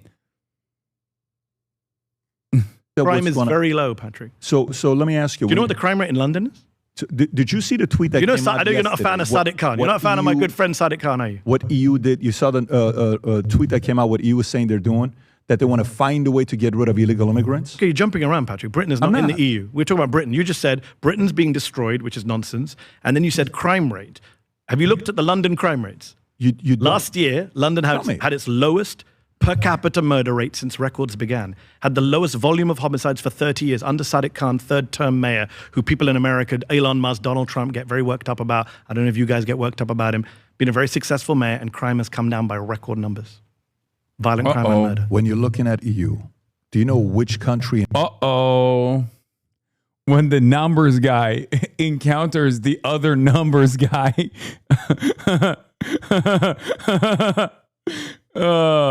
Oh no, he's getting numbers mogged. No. Bruh. He's getting numbers mogged. Bruh. EU has the lowest rape rate. Talk about the UK, Patrick. Stay with UK. Stay with the UK. Is not in the EU anymore, sadly. Yeah, he's just trying to dance around. He's like, oh yeah, what about the EU? What about the UK? Okay, how about Italy? To me, I'll put them somewhat together in the same area. They left 10 years ago. By the way, so you're saying immigration coming from all these countries has been a successful project for the EU? What's your definition of success? Many different ways. Economically, the EU desperately needs migrants. Have you seen the age rate? Pull up the demographic. Okay, so it's a dying continent with a very low birth rate, as Elon Musk likes to point out. So when you think they got no one there to work, to pay taxes, to look after the elderly, to run their health services, etc. Maybe the one argument I'll go to see what you'll say about this. Do you think the West, when it comes down to West, Muslims can coexist with the West? Took a handbrake. I'm curious. We went from Britain's being destroyed to London crime to EU to Muslims. I'm curious. Okay, we got to Muslims. Tell me where you are with this. Do you think they can I'm Muslims. Okay. What do you think? Do you think they can coexist? Do you think I can coexist with I them? think you can coexist. Why me? Educated. You're a worker. You're now a capitalist. You're contributing. You're creating jobs. I would say you're net positive. Do you not think most Muslims do that? I don't think depending on where they're coming from, they don't. Because if their countries did a good job, why would they leave it? War?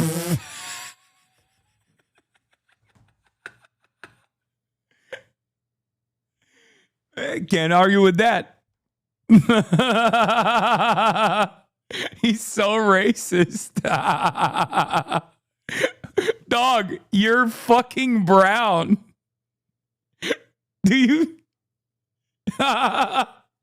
You're Iranian and a business owner talking to a British Indian guy who's also a business owner in America. And you're like, well, you know, we are the good ones. That's awesome. Oh, this is so stupid. Look at Mehdi's face. He's like, what? That's great. Thank you, man. Thank you. Patrick Bet David. And thank you, Mehdi Hasan. This has been wonderful so far. That we caused? War that who caused? That we caused. So they're leaving because of us. Well, you know the big controversy in the UK over the boats, the small boats coming across the channel. Do you know what the top 3 nationalities are in those boats? Tell me. Iran number 1. Okay. Afghanistan number 2. Iraq number 3. Now, So- Iran is a current war. Let's park Iran. But are you telling me we're not responsible for the Yeah. mess in Afghanistan So- and Iraq? Come on. When you look at this, let me show you this. Rob, can you pull this up?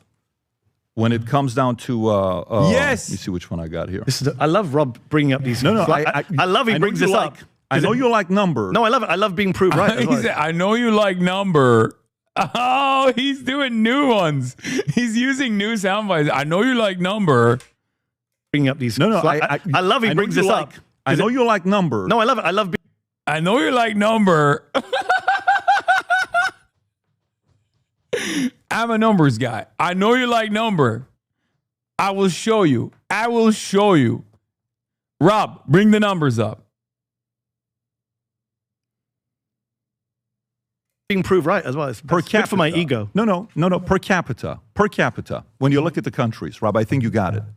Gulf states, how they perform per capita versus some of the other Muslim nations. That's okay. Look at this one here. Because they got oil and gas. You think it's only oil and gas that's causing them? You Have don't been- think? Did you know what these countries were like in Let the me ask you a 60s and question. 70s?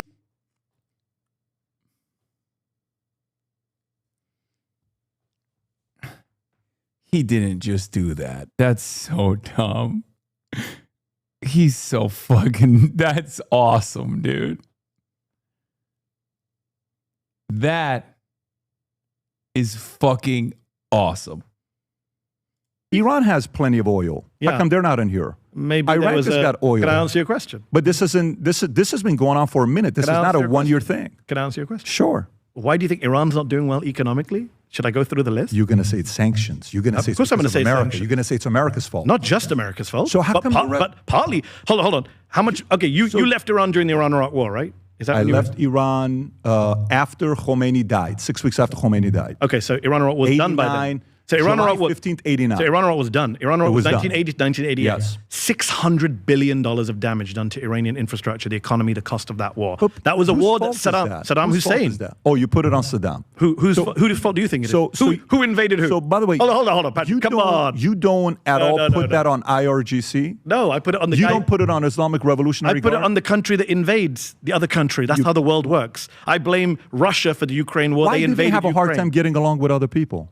Why did Saddam Hussein? Are you pro Iran. Saddam? No. Why does Iran have a hard time getting along with other That was people? when I said. I said there was an Iran-Iraq war. You said, is America to blame? I said, yes, we backed Saddam Hussein. Did we not back Saddam Hussein? Did Donald Rumsfeld not fly and hug? You can pick up Rob can bring up a video of Donald Rumsfeld hugging Saddam Hussein in 1983 in Baghdad. Were we not supporting the Iraqi invasion of Iran that cost Iran 1 million lives?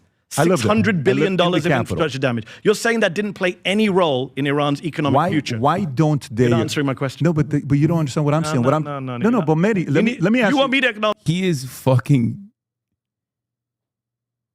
he's dog walking him so hard that he has like reduced in size, which is once again, as a big Patrick Bet David fan, shameful. And I don't like Mehdi Hasan's performance here. He's hurting my goat too hard. Okay. He's hurting my goat too hard. I don't like it.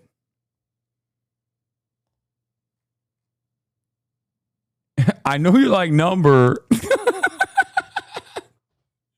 I know you like number. Oh, I mean, that's going to be my new stem probably. I know you like number. I'm a numbers guy. I know you like number. Why the hell are you going to try to debate someone who literally has a book called Win Every Argument? Yeah. I already read the comments. Everyone's fucking talking about how Mehdi dog walked him. This is embarrassing.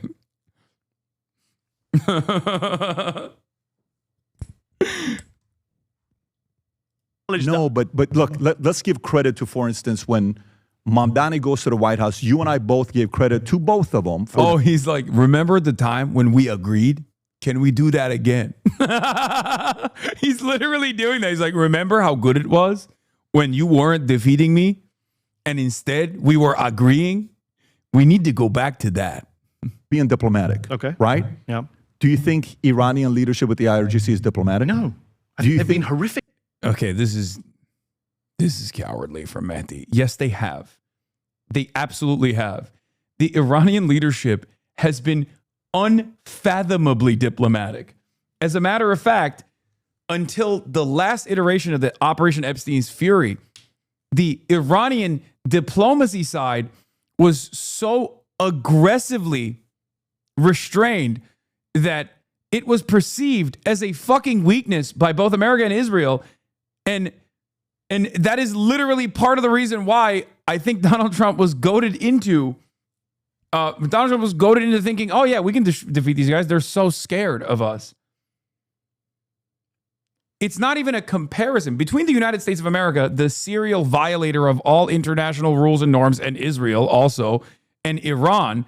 Yes, it sounds insane to say this, but as far as international diplomacy goes, international relations goes, 100% Iran is far more aware, far more restrained, and far more diplomatic than both Israel and the United States of America.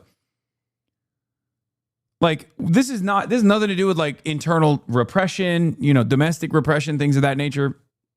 Obviously, I'm not defending things that the Iranian government does in that regard. But as far as like international relations goes, yes. In their leadership, I think they've given themselves they've given their opponents a stick with which to beat them. I was a big critic of Ahmadinejad back in the day. He said dumb things. So do you think Khomeini was good for Iran? Do I think Khomeini was good? Do you think for Khomeini Iran? was good for Iran? No, in hindsight, of course not. If you look at the record, so today, then we're on the look at same. what we left behind. What I'm trying to do is I've said this before. I went on Piers Morgan. Wait. Okay. Once again, hard disagree on that issue as well. I mean, if you don't want Khomeini or Khamenei, don't intervene in the Iranian affairs. Like the revolution doesn't happen if America doesn't install a puppet leader and instigate a coup.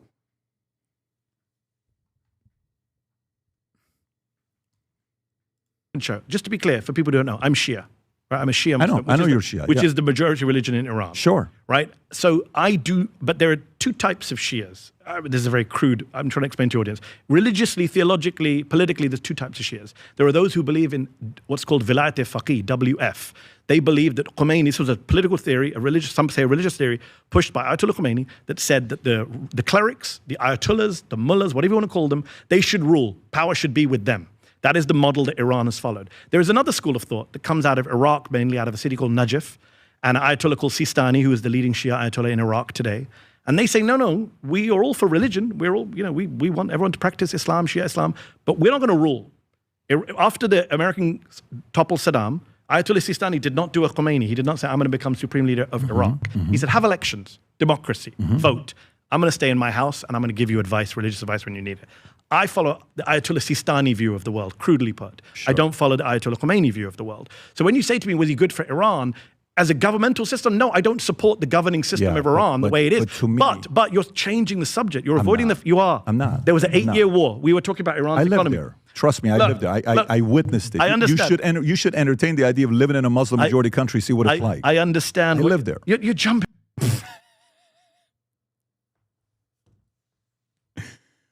Oh my God. What the fuck does this have to do with guys?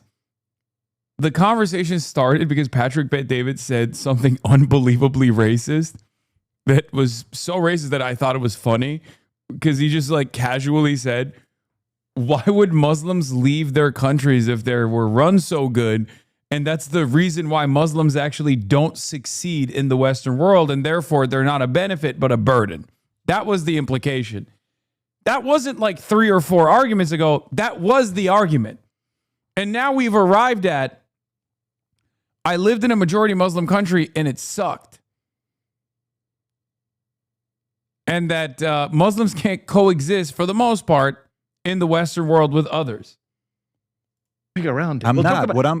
You were talking about the economy. Iraq, Iran. I'll let you finish your thought and then I'll go back to my question that I have. So go ahead, finish your thought. Finish my thought. Well, it's a thought that requires a response from you, which is, if there's an 8-year war that Iraq started and we supported, that cost $600 billion to Iran, that took out 1 million members of their population, and then was followed by crazy sanctions, are you telling me then that it's fair to compare that economy with Abu Dhabi?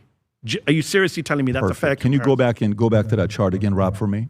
So you just defended Iraq, right? That we backed up Iraq. Yes. That went against Iran. Yeah. How come they're not on the top GDP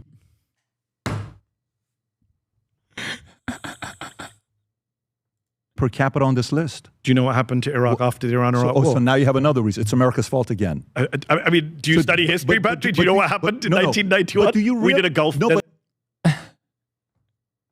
Why do you got to bring up information like that?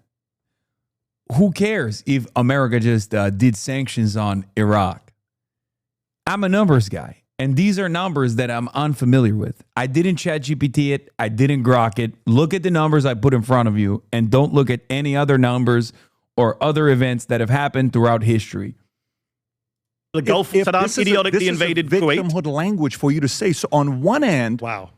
On one end you're saying this, on the other end you say no, it's because You're of this. comparing countries. You're showing me a graph comparing countries that have never been bombed, invaded, and occupied with countries that have been bombed, invaded, occupied, and then you say, why is the GDP per capita higher in one, not the other? Why haven't That's an insane comparison. Why have they made so much progress? Why?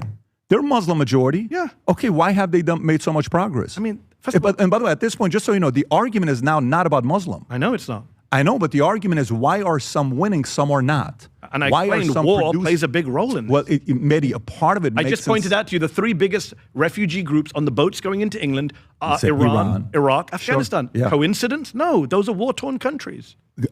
I'm not disputing that. What I'm trying to tell you is even with that, if you sit here and say every single time everything is America's fault, what responsibility do they take?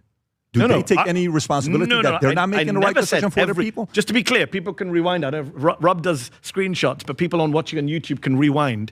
Never did I say it's all America's fault. I've never said that. Have you read? You said you've read my stuff. You've seen my stuff. I've seen your I'm stuff. very critical of Muslim majority countries. I am very critical of the Iranian government. I'm very critical of the Saudi government. I'm very critical of the feedback would you- Emirati what do you government. think they can do? I do a show for Al Jazeera, and I grilled the Qatari foreign minister on that show about the lack of democracy. Dude, I've seen your stuff. I'm critical of I know. Arab I've seen governments, Muslim government, Pakistan. Do you I'm critical of all these think the Middle East is a safer place with IRGC in charge of running America or somebody like a Pezeshkian? More to moderates. Of course, I'm more of a moderate. I would like to see. And again, who undermined the moderates? Okay, I have a better argument here. I think IRGC and its militancy would have caused sufficient military deterrence against Israel and may have even allowed Iran to develop a nuclear weapon, and therefore would have created an environment of longstanding peace far before this current iteration of the conflict ever took place. There is a real argument here that there is, I mean, he said IRGC running America, but I think he meant Iran for the record. So I'm just like skipping past that point because that'd be really funny. I don't, but yes, there is a real argument here for there being more regional stability if Iran had shied away from the path of strategic restraint and moved in the direction of deterrence.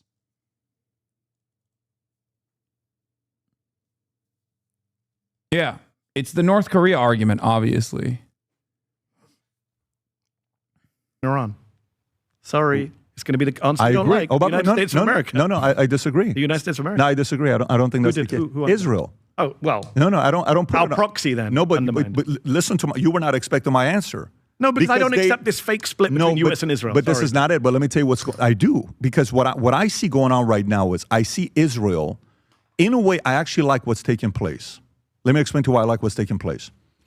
A part of what's going on right now is the world is able to see Bibi's motive versus Trump's motive. Like, you remember that one time when the Trump and Bibi are on stage speaking, and he's saying, yeah, we're thinking about taking over Gaza, and we're going to build a hotel here. And then you see Bibi goes like, wait, what? You never told me that. He kind of got, I don't know if you remember that session or not. It was Okay. the West Bank equivalent. So a part of it for me, I like that this is happening because I prefer this to be in the public's eye. I prefer for Trump to show, hey, listen, if I want to go become a prime minister of Israel, I would do it. You're there just because of me. I like him saying that publicly. All right. I like that is taking place. But to me, who wants IRGC to be gone? So a couple of things. On the Trump point, I agree it's better these things happen in public, and there is a weird upside to Trump having such a big mouth and saying crazy shit all the time. There is a pro to that. I get that. But let's not forget, Patrick, you saw the New York Times big piece where we discovered from Maggie Haberman and Jonathan Swan that Benjamin Netanyahu went to the Situation Room and made the case to Trump with Mossad joining via Zoom or wherever it was, and he persuaded Trump that this will be a walk in the park, cakewalk, all of that shit. That happened in private. What's your percentage that happened? That happened in private. What's your percentage high percentage. Give me a number, 80%? 80%. I'm 50. I don't know what to even add as feedback. Like, it's like hard to continue his like the things that he's weaving into the conversation are so strange and irrelevant. Wait, what the fuck? Left-wing lunacy? What the fuck is this? White House website?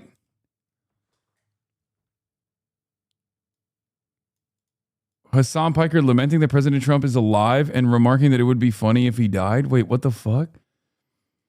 The offense, the fake news unhinged. By the way, 2 S's? What the fuck? They fucking wrote my name wrong. I'm on the White House website? What the fuck? What?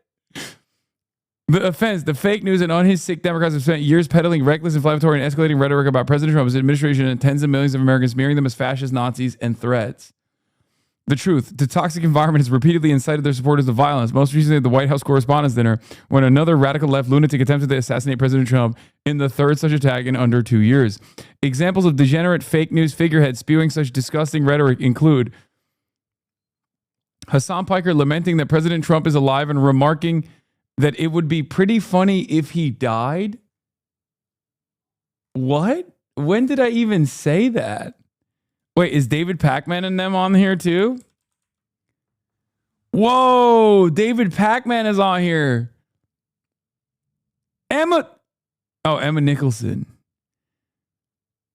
President Trump in the Oval Office Situation Room commanding one of the most daring health crises, fueled by unhinged fringe accounts.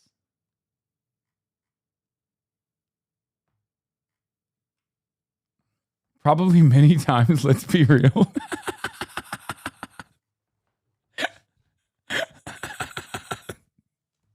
Dude, shut the fuck up.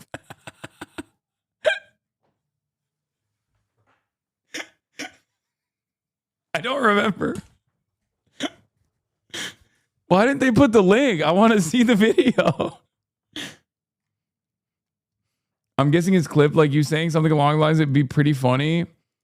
Oh, yeah, it'd be pretty funny if he died to one of his own supporters who turned on him, etc. Something like that. I would never say that. Shut the fuck up, Megaphonics.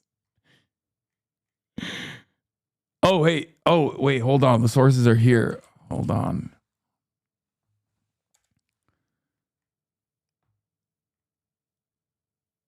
Mediaite, Newsbusters. Evil never dies. Twitch star Hasan Piker laments Trump is still alive and still kicking. Twitch star Hasan Piker was a bit bummed that President Donald Trump was still alive on Saturday after many speculated on X and Blue Sky about the Commander-in-Chief's health because of a light Labor Day weekend schedule. Wait, this is the story of the fucking week. The notion that so many people have deep-held resentment for the fucking president that they're actively fantasizing about his untimely demise at the young age of 79, Piker said. His comment came a few hours after photos and video emerged of Trump heading out to play some golf with his granddaughter, Kai Trump. Piker, during his live stream, said everybody was stoked that Trump was potentially dead. The president, he added, is an evil, obese, demented 80-year-old man. Before saying he believes it backfires whenever Trump's haters pray for his downfall. I feel like it has the opposite effect, Piker said, where you just hit the thoughts and prayers, and then those thoughts and prayers end up bouncing off of him. You know, it just makes him stronger. I don't know what it is. On Saturday, Piker added, it would be pretty funny if Trump died before former President Joe Biden. Oh, I did say it. Like, I said it'd be pretty funny if Trump died before former President Joe Biden, whom Piker said was old as fuck and had a deteriorating brain. Yo, I crack myself up, dude. It's way funnier when it's written down. I got clip chipped by the White House. That's crazy.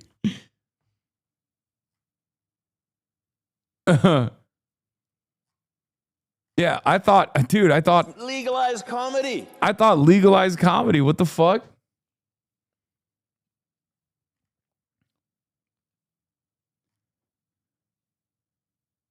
Do you ever look back at some of the things you said and chuckle yourself to sleep? I mean, this is pretty funny. This is a good take. I cooked.